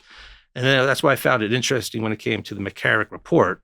I remember the Rome had done the McCarrick report, kind of looked at, which was kind of sparked by the testimony, Vigano's testimony, where he talked about all these things with McCarrick getting involved in. But it's very interesting. They didn't talk about that because one of McCarrick's Vigano's accusations, really certainly strongly implied, was that McCarrick was asked by Bergoglio through this guy to campaign for him, and you'd think they would address that. They didn't. They didn't talk about that. They didn't even mention that he'd gone around touting the praises. That's the word the nun used. That he touted the praises of McCarrick. Don't mention that. All the McCarrick report says is McCarrick was visible during the conclave, or leading up to the conclave during the congregation. So we know he was actively pushing Bergoglio in the congregations period. Okay. How is that used to? I think to say that the conclave was invalid. I mean, I know, but let's go through it, and then maybe you can get to your simony argument, which I think is fantastic. So, it doesn't. No, I guess ultimately, I couldn't find any smoking gun to say it. I mean, I think how that plays into it is like I think the perception. I think people on the left like to say is that Francis was this humble, like, me, Pope? Who me? That type of thing. When it turns out, if you read, when you read The Dictator Pope, it might be a great guest. We'd have Henry Sire wrote that. He talked about how he, after the resignation was announced, that he was on the phone constantly. He was telling people, "Do you know what this means?" Meaning I'm going to be Pope. So I found that very interesting. And then when this supposedly humble guy, he went to Rome on Benedict's last audience was on the 27th of February, his resignation on the 28th. He arrived on the 27th. Bergoglio did in Rome, the 27th. So you think you're arriving in Rome after probably months and years being away from your buddies and fellow cardinals, who the first people he sees, not cardinals, he sees journalists. He meets with a group of journalists. And one of them is Andrea Tornielli. And then about 2 or 3 days after that, Tornielli has an article that appears in the Vatican Insider paper that he used, because he's a Vaticanista, where he talks about Bergoglio, his chances. So he's like the first guy who writes about it. And, he quotes a cardinal, an unnamed cardinal, saying 4 years of Bergoglio, 4 years would be enough for Bergoglio to change the church. So you have Tornielli quoting a cardinal saying that. You have McCarrick saying this Italian gentleman used that same phrase. So I thought it's very interesting. Is who originated that phrase? And there's some other cardinals who ended up using that same phrase. 4 to 5 years of Bergoglio would be enough to change the church. So my theory is Bergoglio is the source of saying that, and he said it the night he came. He told the guys 4 or 5 years I could change the church, and I think they went out. This is my theory, allegedly, that they at least Tornielli went out there and he, kind of laid the groundwork, because all these cardinals coming in, they're going to be reading the papers and seeing that name surfaced early, because he was considered kind of old at that point, because he was like 76. So the concern was, he's too old. So that line, 4 to 5 years would be enough, is basically saying, he can get it done. He can get the job done. Vote for him. It's safe to vote for him. Yeah. So I thought that was interesting. And then it is interesting. And then try to think what else. Then the thing about him, about whether or not Bergoglio is using journalists for that kind of getting them to help him with his papal chances. If you remember, after the Vigano's testimony came out in 2018, 2019, Bergoglio happened to be on a trip to Ireland at the time, and on the plane ride back to Rome, people were asking about the Vigano's testimony, what he had said, and all that. And it was very curious. If you go back, I think I wrote an article on this too, but if you go back at the time in the press, when he was interviewed, Bergoglio, Pope Francis had said something like, "I will say nothing on this because I have faith. I have faith in your research abilities and all that. I'm sure the truth is true." It was very bizarre. Instead of saying, "No, this is all lies. This is all garbage," and he said, "Because I have faith in you journalists. You guys do." And then about 2 months after he said that, Tornielli and this guy have a book comes out, basically throwing the blame for the McCarrick stuff from Francis onto, basically I think mainly onto John Paul II.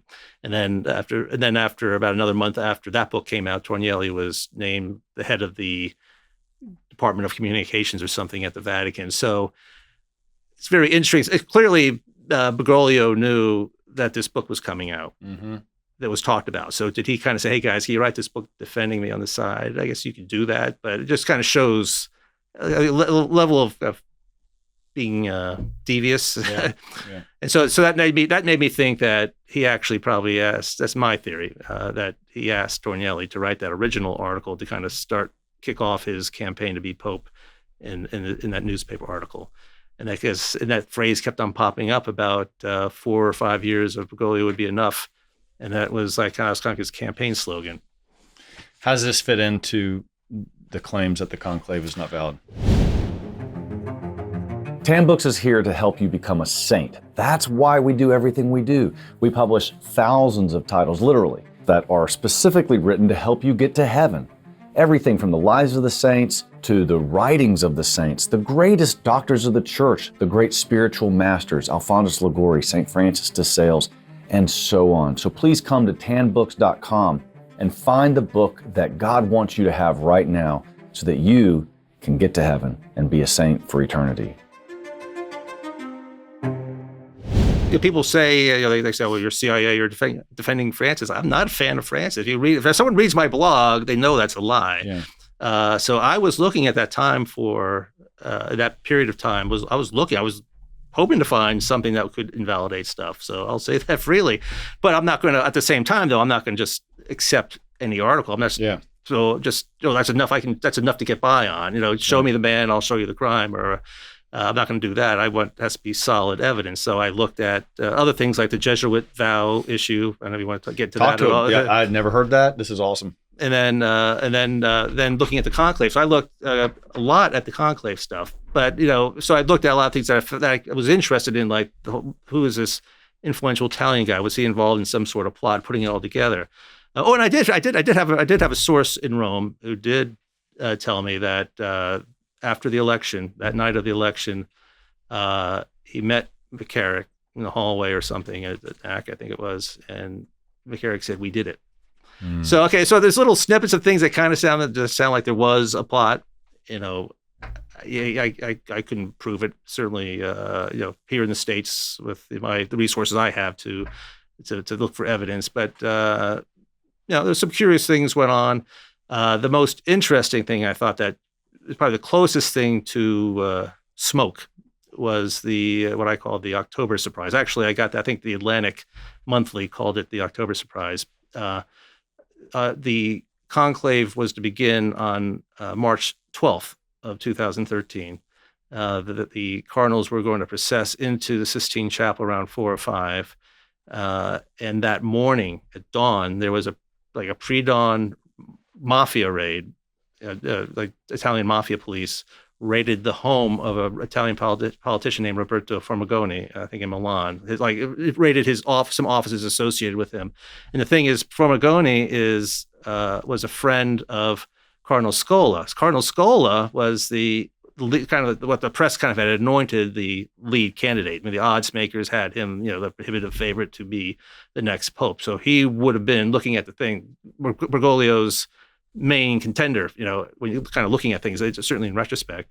And so you had all these press articles were coming out the morning of the conclave was to begin in English language press, I can't remember all the headlines, but stuff like, will this hurt his chances? So it was a lot of, Scola was a good guy, but when you have that kind of instant kind of at last moment, people throwing this mud at you, and that's the last thing you hear going into the conclave is that, hey, Scola is associated with somebody with a mafia raid. That's not good. That's not vote for him. So did it impact his chances?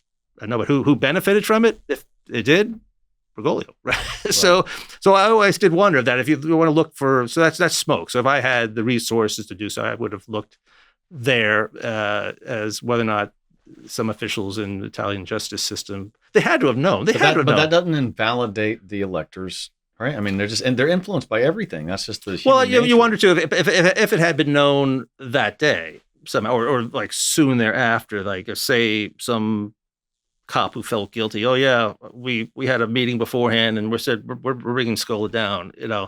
Maybe if it happened instantaneously or something, maybe there could have been something like that. But still, it's a matter for the historical record. So I think over time, more and more people will research stuff like this. We'll find out more. My guess it'll be less and less pretty, but it's not going to overthrow the election. And that's what it comes down to, the whole thing about canvassing. People will say that, oh, you're not supposed to be, the St. Gallen Mafia was politicking. They had meetings or kind of say, hey, vote for Bergoglio and stuff like that. The problem with, I think, that theory is, not that it didn't happen, is that in the Conclave rules, John Paul II, I think it's not him that put it in there, but he just kind of continued the more recent Conclave legislation in history that said that even the crime of simony would not invalidate a papal election. So that means like, hey, if I would, Cardinal Gallagher, vote for me for Pope, or vote for our friend over here, and we'll slide some money to you under the table, or we'll get you a nice plum assignment or something like that. Now, if doing that doesn't invalidate an election, how can just simply saying, hey, vote for my friend over here, how can that invalidate it? So that's kind of a lesser crime. So if even that went on, I don't see how that can invalidate an election. Talk to us about that. That's great. I love the point about simony. If simony's not enough, then how can just mere influence be enough? Exactly. So I like that logic a lot. Tell us about the Jesuit vow. I had never considered that. Yeah, I got this from the Jesuits. This was actually my first look at the whole thing of whether or not he's Francis. Again, for the record, for the folks out there, I do believe Pope Francis was a true pope, and Pope Leo too, so I'm not doubting that. But certainly when it first happened in the wake of Amoris Laetitia and all that, I mean, there's a lot of confusion, and today it still causes a lot of confusion. Like, how could a pope really do something like that? And I cannot answer that. So I started looking, and then or started thinking about that, and then I have kind of sources in the Jesuit order. I mean, good conservatives. And one had said, that one theory would be that he could not accept the papacy because of his Jesuit vows. And one of the Jesuit vows is, I think if you look up the article Curiouser and Curiouser, let's pause for a second. On my blog. Because I thought the papal vow was just obedience to the Pope. No, they have like the major vows and minor vows. This is one of. So I looked up the vows, and sure enough, one of their vows is, I also promise that I will never strive for or ambition any prelacy or dignity outside the society, and I will, to the best of my ability, never consent to my election, unless I am forced to do so by obedience to him who can order me under the penalty of sin. So who gave him the authority? Who dispensed him? That was the core. So I think that was the title of the article was Curiouser and Curiouser. Who dispensed that? So I went through the article. If that's the reason that there had never been a Jesuit pope before. Well, I did try to research like Bellarmine, because he was obviously a very erudite man and well liked. I was wondering whether or not during any of the conclaves in his life, when he was eligible, if there had been any discussion at that point. I couldn't find any. Maybe if there's any Jesuit scholars out there or Bellarmine scholars out there who might know whether or not that was even remotely discussed somehow. I'd love to see that, because I did look for it. But you know who the Bellarmine scholar is? Is it Ryan? Ryan Grant. I'm telling you, he knows everything about him. I forget if I asked him at the time. Okay. I may have possibly asked that, but I could not find anything. But the article goes on where I find all these quotes from Jesuits who commented immediately after the election of Francis, and they're all kind of like in shock, like, well, basically, we didn't know this could happen. So it became more. I thought I could dismiss this right away, and then the more I looked, it's kind of odd. And then I just started looking to St. Thomas, what he said about vows, how God will hold you to your vows. So the question is, who dispensed them? And so I did reach out to a canon lawyer on the question. I mean, I think he thought it was an interesting question, but he said I forget, the canon's further on in the document, I think here. where he says, the canon says, actually, I'm thinking. I think I wrote a follow-up article to this where I talked about the canon lawyer. But he said there's a canon where it talks about how a bishop can.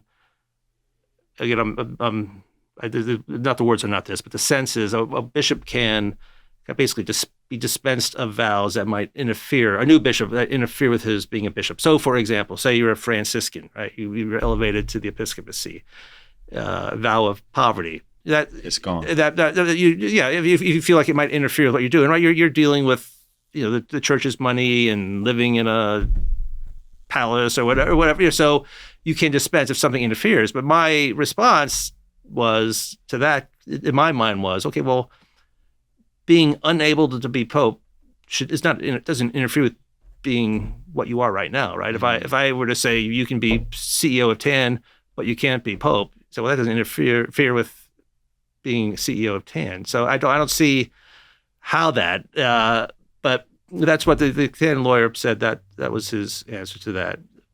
But in the end, though, like I said, if this was onto something, I would have thought I'd be getting like lots of cardinals writing to me on this, and I never got any cardinals writing, but I thought it was interesting. And that's actually, of all the theories, that's actually my favorite one. So if there had ever been like an imperfect council, I would have loved to have gone up and made the case for that one. Yeah. What about the ballots?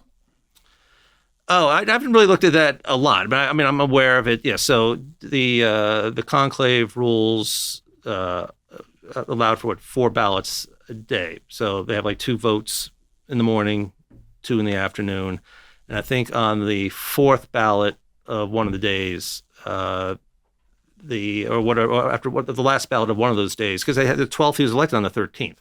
So I think, I don't know if it was the 12th, on the last ballot of that day, I think there had been either a ballot had come back blank, or there's something odd came back with a couple of the ballots, or at least one of the ballots, and so they decided to do a revote.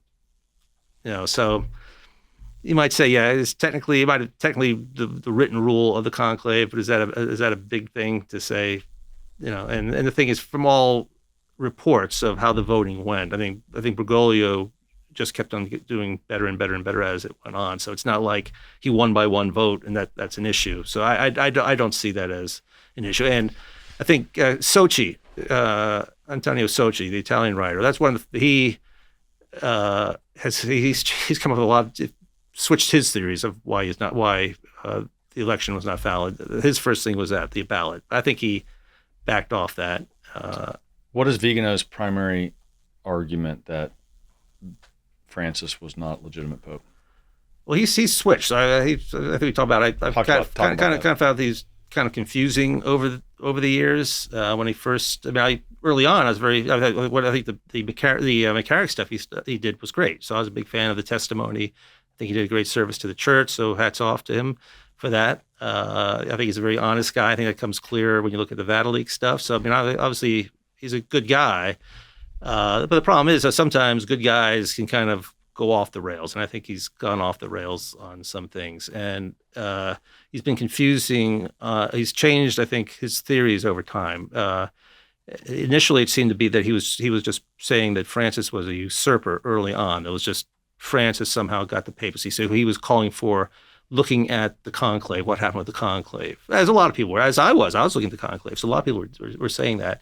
But as time went on, his theory kind of morphed into his acceptance was invalid.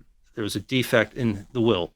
So when the cardinals, after the votes come back, they say, Cardinal Bergoglio, do you accept the Supreme Pontificate? And he said, yes, there was a defect, he argued. Based on what argument? I think that he had his intent was to destroy the church or something. He had a malicious intent. He didn't have the intent to do, God's will, do what the church does. So that's a deficient will. So is he he's looking at the evidence of the papacy and what he would think is heretical statements by Francis? I guess he's saying yes. Therefore he had a bad intent when he accepted it. Yes, it would have to. Certainly nothing would have to. It could only be evidenced by things he did. I guess he would say. But soon thereafter, that was in July or August of 2023, I think, somewhere. But then he was excommunicated for denying that Bergoglio was Pope. But then, that was his theory for a while, and then he switched it to, or I don't know if I still hold to that too, but now it seems to be more based on Benedict's resignation was invalid. And there he seems to hinge that the creation of the Pope Emeritus is a canonical monster, canonical monster, and that it kind of shows he has this bifurcated view of things. He had to downplay the ministerium Bunis thing because he was aware of that letter. We didn't talk about this yet. The letter that Benedict wrote to Bux back in 2014, and because this blows up all. To who? To Bux, Nicola Bux, the Monsignor Bux, who is he worked in the CDF. I mentioned earlier that he'd been in that interview where he talked about how within a year of the election of Ratzinger's election, he was already thinking about or had asked questions about resignation. Resignation. Okay. So that's that guy. But man, I can't remember these names. Well, he's well known. He's kind of well known. He pops up in articles and reporting. LifeSite News will have stuff that he says or this. A lot of Beni-Papists looked at him for support. In 2018, I think there was an Aldo Valli interview with him where he seemed to kind of question things about the whole resignation. But at least 2 years ago, he swung to be supportive of the validity of the resignation, and he alluded to, and then now has just come out with this letter or published a letter that Benedict had sent to him in 2014. So after a lot of these questions started popping up in 2014, Bux wrote a letter because he's a friend of Ratzinger at the time, and he sent a letter saying, "Hey, what's up with these things?" And Benedict responded, and the key, kind of like the money quote from it. Again, I'm going by if you look up, I think A Stake Through the Heart of Beni-Papism. I think I have the quote from that. That's the article name, A Stake Through the Heart of Beni-Papism. Bux said, Benedict wrote back and said that all these theories are absurd. And he said, to think that I gave up the ministry and not also the munus is ridiculous. I mean, I'm greatly paraphrasing there, but that's the gist of it. To think that I only gave up, that's it right there. That's it. Thank you. Yeah, the very, very top. The whole thing is up there, but yes, he says to say that the speculations in bold at the very top. The speculations they propose are, in my opinion, absurd. To say that in my resignation I would have left only the exercise of the ministry and not also the munus is contrary to clear dogmatic canonical doctrine. So he's basically saying the ministry is a munus, and that's Bux saw that. So the question is the Beni-Papists have is, okay, well, Bux knew this letter. Why is he saying this now? Why did he come out with the letter now? Well, Bux says it was private correspondence, so he wanted to wait till after his death, and that was 2022. Then I think I found some interviews where he alluded to it. I don't know if that's 2023 or so. And then he published a book with a gentleman within the last 6 to 8 months, and then he has, I think, his original correspondence to Benedict, and then his full letter. But that's really the money quote right there. Yeah. So what do the Beni-Papists say about this? Well, that's one of them was on a show with a guy who I think is probably a Sede Vacantis, but he said, well, I have 3 problems with it. He goes, first is you can't believe what Benedict says. And then the other thing is you don't know. Then the other thing was you don't know what kind of pressure Bux is under. As if the CIA or whoever was like, hey man, say this or else. Then you're just attacking the reputation of this poor priest. Yeah.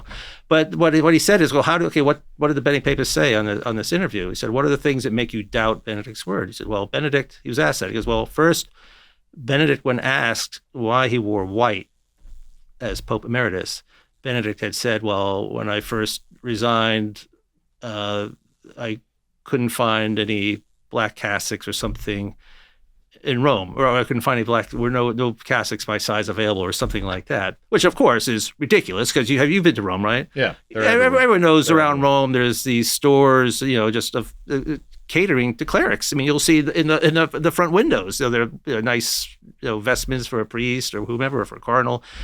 And then the other thing was that Benedict said during an interview that there's no doctrinal differences between him and Francis. Okay, so that's really the weight of his evidence, and that's pretty grim. That's pretty weak, because one on the first side, the other one is so obviously ridiculous. He had to be joking. He may have satire. It's just I don't want to. Someone right. ask you a question. Couldn't find any. Right. Yeah, you don't want. It's just I don't have time for stupid questions. questions. There's no clothes in Rome that fit me. Goodbye. Have a nice day. It's just a kind of a funny way of just shutting down a conversation. I don't want to answer any more questions about that type of thing. So yes, that's one of his key points. The other point was about no doctrinal differences between him and Francis. Well, I think there were, but after his election or during a period when they're both alive, you think he's going to say that publicly? Yeah. And imagine the uproar if I said yes. Francis is awful. He's not. Bishops don't even talk about each other. I mean, it's rare for him to kind of finally say something about Francis now, but that was pretty weak. And then this third point was, and we don't know what type of pressure Books was under. I said, we don't. That's right. We don't know. We don't know that there's any. You have no proof there was any pressure on him. Yeah. Where's that coming from? Only because you don't get the answer you don't want. And that kind of runs through all the things that a lot of the Beni-Papist arguments, unfortunately, that they want an outcome. They don't want the truth. They want an outcome. And that's led them to kind of poo-poo stuff, or in my case, instead of looking at arguments and saying, that'd be great if they said, hey, page 35, Steve, you said blah, blah, blah, but here's this other source that says this. I don't get that. And I get instead your CIA, or your arguments are from the CIA, and others get other types of, ad hominem attacks like that. But it's just a sign of just a very shallow argument where that's all they got is that I can't believe what Benedict says. Well, then of course, if you don't believe what Benedict says, you're not going to believe when he says, I'm no longer the supreme pontiff of the Catholic Church, or that the see of Peter is going to be vacant. So how do we falsify your theory? They have a non-falsifiable theory because they won't allow it to be falsified because they'll just make up stuff. Yeah. Do you know much about the Sedevacantist prior to Benedict? No, I'm not. I mean, I'm vaguely aware of the general arguments. I would not, because I'll probably get lots of hate mail if I go off on Sedevacantist now by a detailed response. But I am not a Sedevacantist. I don't accept their arguments. Yeah. But what has happened is what I fear. Actually, I think I wrote it in the book. Is that what my fear was that this Beni-Papist stuff is going to morph into a kind of a new type of Sedevacantism, because there is the Sedevacantists who go back to, like there's different stripes of them. There are, and I wish I understood them all. The first one is there's the 1958 ones, right? There's something wrong with the election that really Siri apparently won the election in their mind. Cardinal Siri should have won the election. There was something and the communists forced him out or something like that. Something like that, and there was something about the smoke that went up. Something happened within the conclave, and so he was elected, or maybe stepped aside, or whatever, forced to step aside, and then from there on, there were faults with each and every one. But there's different theories. Some others might start with Paul VI, maybe because of Vatican II. I don't know, but really they've become, the Beni-Papists have now turned into Sedevacantists. They won't say that about themselves. They'll say, like I said, there's one group, they'll say, well, we're not Sedevacantists, we're interregnists. We're between. Well, yeah, well, okay, well, how about the 1958 Sedevacantists could say the same thing? We're between reigns. It's really the same thing. So do they get into, is the logical consequence of what they say is, okay, well, if this was a fake pope, then he didn't appoint real cardinals, and so the next conclave is empty. So how do you ever fix the problem in their mind? I think that's one of the problems I think that the older Sedevacantists thing has. That's an issue, I think, for them. And I want to give short shrift to arguments they might have and misrepresent their arguments. But I think that's certainly an issue, I would think. How do you kind of get back on track now? But yeah, so the Beni-Papists under Leo now, at least under Benedict, they had or under Francis, they had a procedure. They could look at a document and say, well, the wording's wrong here, or something like that. They don't have that with Leo. How do you get around that? I mean, some could probably make the argument, well, because Francis was not a true pope, his cardinals weren't true, so therefore there are only X number of valid cardinals to vote. Right. So and how did they vote? If they all voted for Leo, then I guess he's truly pope. So I think that's what Chauncey would argue is that that there are only a certain amount of, but we think they voted for Leo. So he's like 95% certain that Leo's a true pope. But all the other major ones that I kind of track, what they're saying is that they're all sede vacantists, and they kind of really have adopted sede vacantist arguments. So they would say, well, because Leo, in their mind, is a heretic because of showing support for something Francis said or some policy of Francis, therefore he's a heretic, therefore he can't be a valid pope. Mm-hmm. So that's kind of where they're at right now.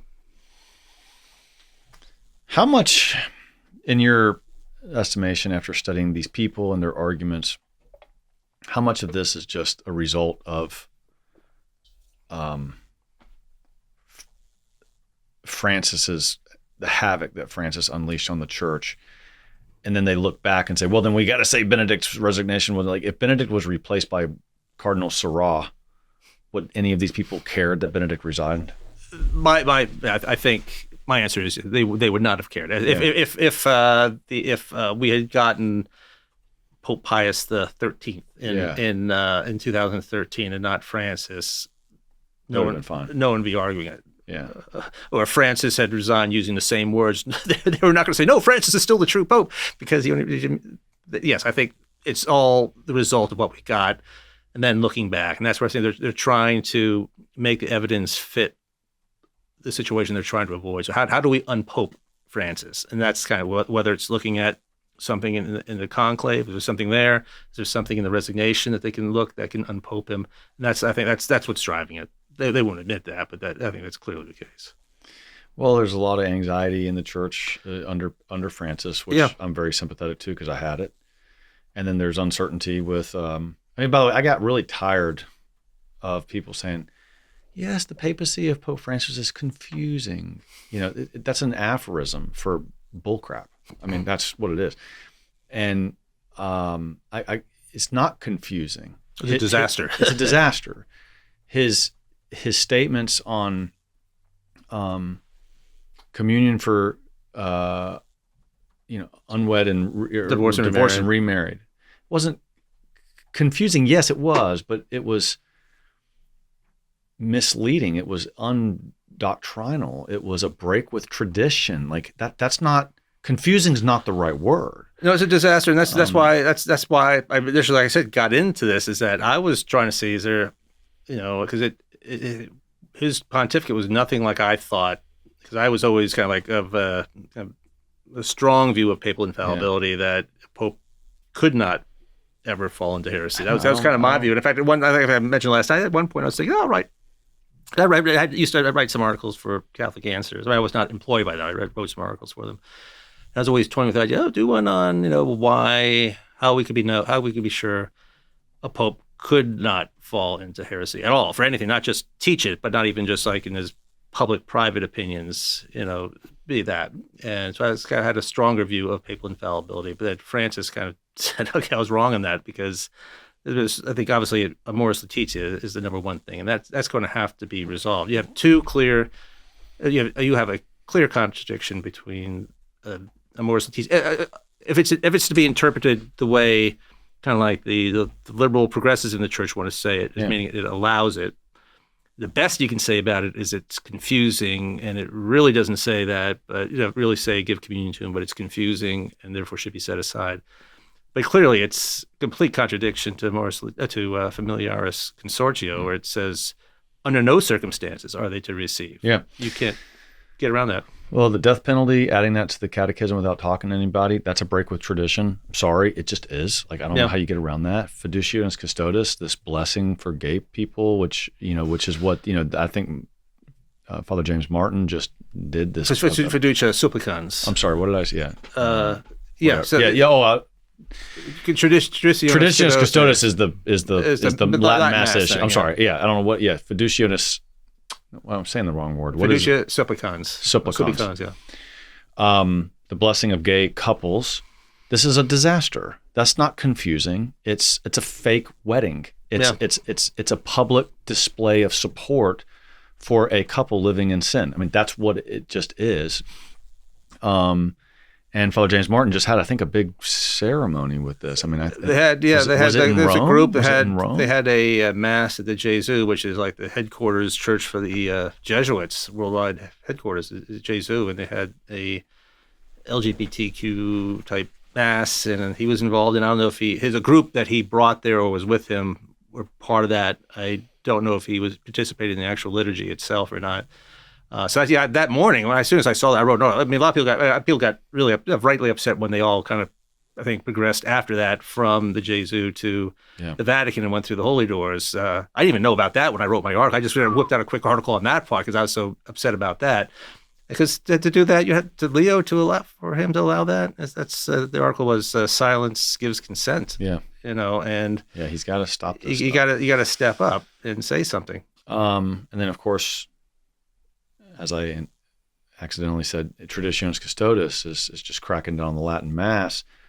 I guess one could argue that's heretical, but I'm not putting that in the bucket of heresy, but it was really bad policy. I think it was certainly. I wouldn't say heresy. I mean, I believe I'm not a theologian, but I think my look at it from the outside, I would not think it would be technically heresy, but certainly it's bad pastoral practice. Let me backtrack my statement a little bit, because I think that there's some really good arguments that because that is the once and only Roman rite of the church, that priests have a right to say it. And if that right was taken away or allegedly attempted to be taken away by Francis, then I guess that slips into a heretical issue. But Benedict, I think, would certainly agree that the priests have a right, and it should not have been. And actually, had been abrogated. He said exactly that was his whole point. Is like, I don't have to give the right to you; I just have to recognize the right you already had. Yeah, and we're supposed to believe that Francis was a better liturgical theologian than Benedict. I mean, this is ridiculous. All right, so I guess my point was all of this angst and anxiety and frustration, and I don't even like saying confusion because that's just a wimpy word, but all of this aggravation and disruption in the church fueled these Beni-Papists, and it probably would not have been fueled had all of us had been more happy with the papacy. Absolutely, and I have sympathy for that, because I said, when I was. We kind of joked about it last night. What percent are you on Francis or whatever? Right. And for my part, I was seriously thinking, what are there ways to unpope him? Are there valid ways to say that, or good evidence to say that his election was invalid, or something like that? And I was even open when I was looking at that, the Jesuit vow thing, and then even when the Beni-Papist thing first came up to my attention, I started looking at it more closely enough to write about it. I was hoping it was true. I was hoping it, but the more I looked at the evidence, I thought, no, this is Well, that's what I admire. That's why I wanted to have you on. Is you took the time you're searching for truth, not to try to just prove your own desires. So I really admire that. Now, let's finish by saying what we think, you think, the future will do with Francis's pontificate. Whatever you're comfortable saying there. In my view, and I said it on my blog, and other podcasts I might have gone on, is I think his case is going to be looked at kind of like a mixture of a bunch of cases out there. But I think primarily I look at Honorius, Pope Honorius, maybe John the 22nd, and Pope Honorius in his case. When was that? That was he died around 638. Or 640, 638. And this was like during the time of right before the monothelite crisis. His heresy really took off. Which is believing that in Christ there is one will. He only had one will. The Orthodox position is there's two wills. So for human nature and his divine human nature and his divine nature. And in some letters to Sergius, the Patriarch of Constantinople at that time, he had Pope Honorius had kind of gone along with Sergius's request or a suggestion that no one talk about any of these terms. Kind of just shut it down. So here, by doing that, you're shutting down not only a heretical term, you're shutting down an orthodox term that's necessary to combat the heretical term.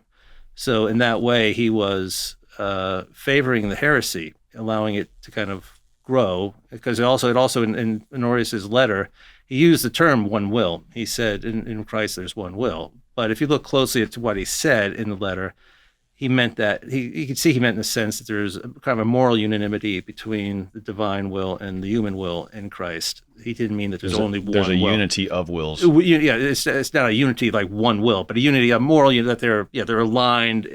There's two wills that are aligned, for the same purposes and all that, but not like two, not one will, which is what the monothelites would say.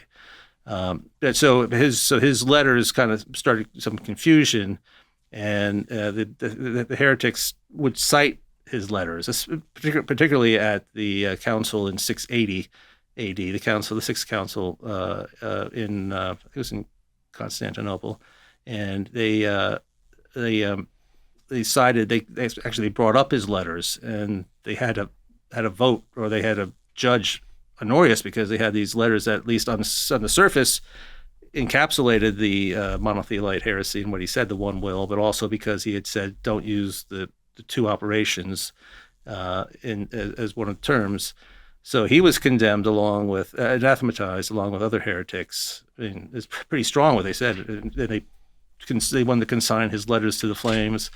Leo, Pope Leo II, in confirming the council, in certain letters that he wrote, he was pretty strongly, he didn't use the word anathematize Honorius, but he spoke about how Honorius did not, he had profaned the pure teaching of See of Rome. He had pretty strong words about Honorius did. Now, the traditional understanding of what that was is that Honorius had favored heresy. He had neglected to teach the truth by not allowing the use of the two operations and not really seeing through the heresy and understanding the issue was about there being two wills, and then using the word one will, even if correctly, he just kind of confused the issue.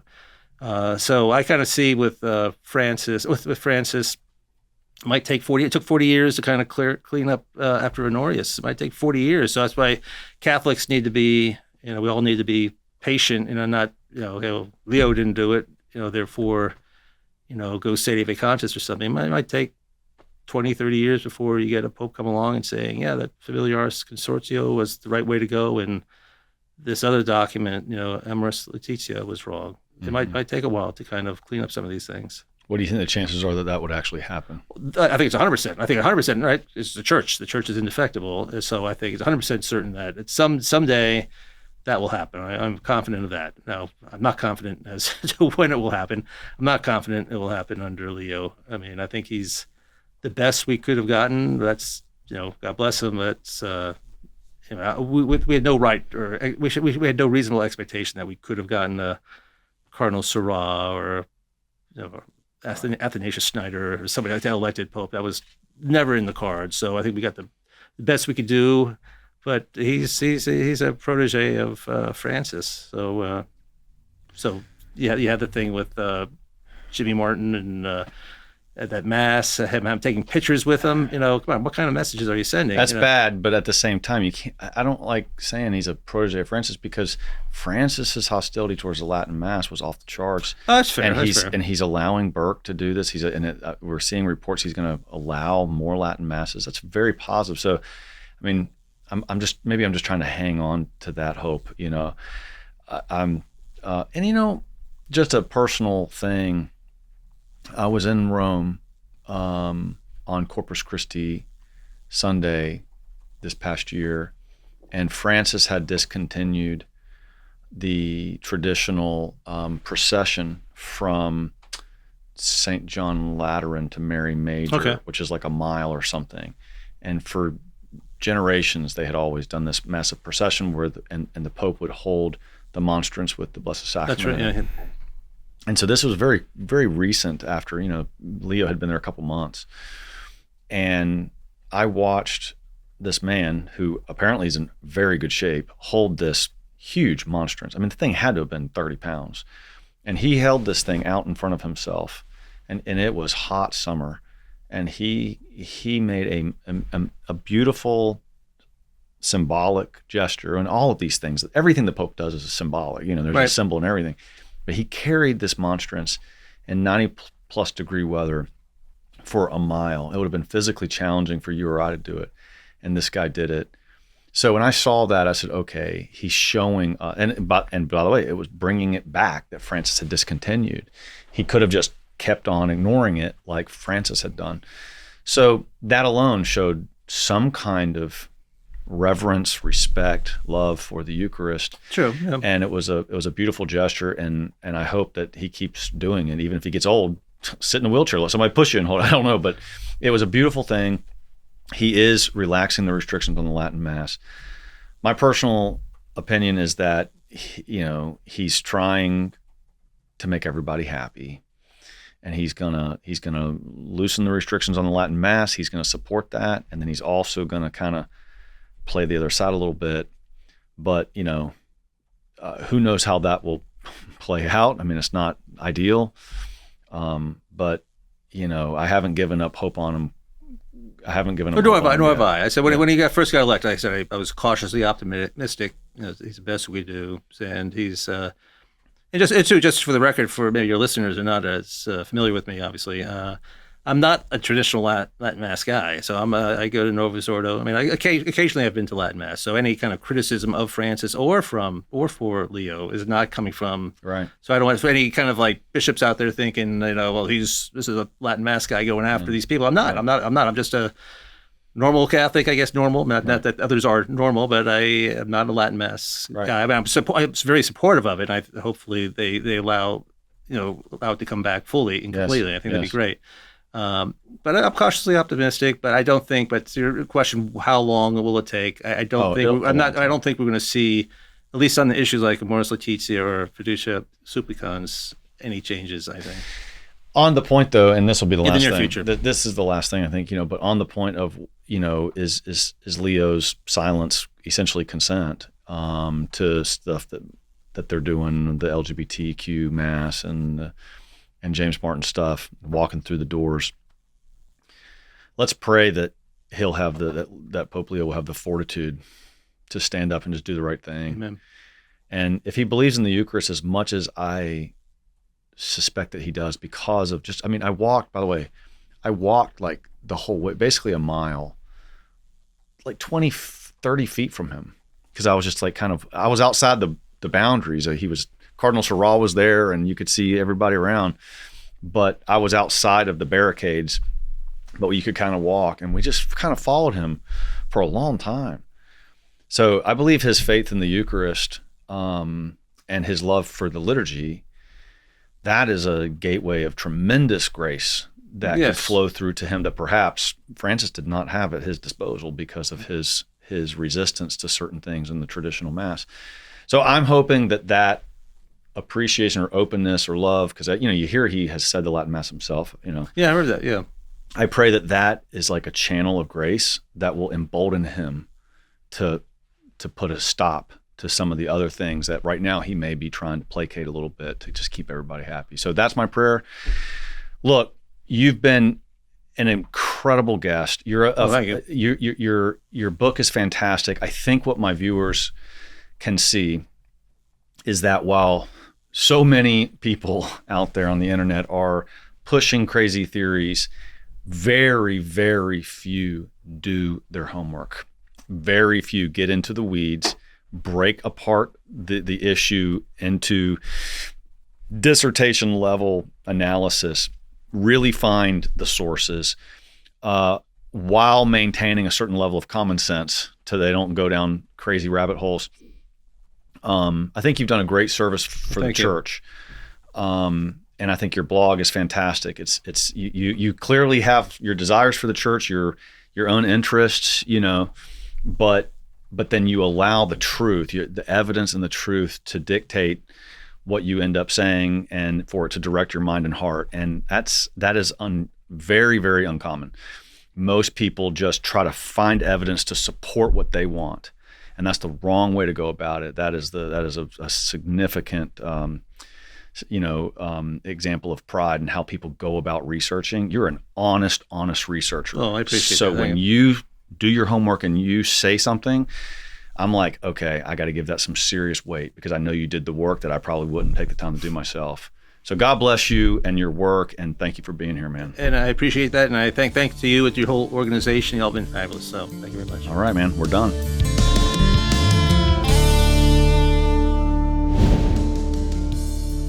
Hey, thanks guys for checking out the Conor Gallagher Show. Please take a moment to like, subscribe, or comment, or whatever you got to do to support it, and I appreciate that very much.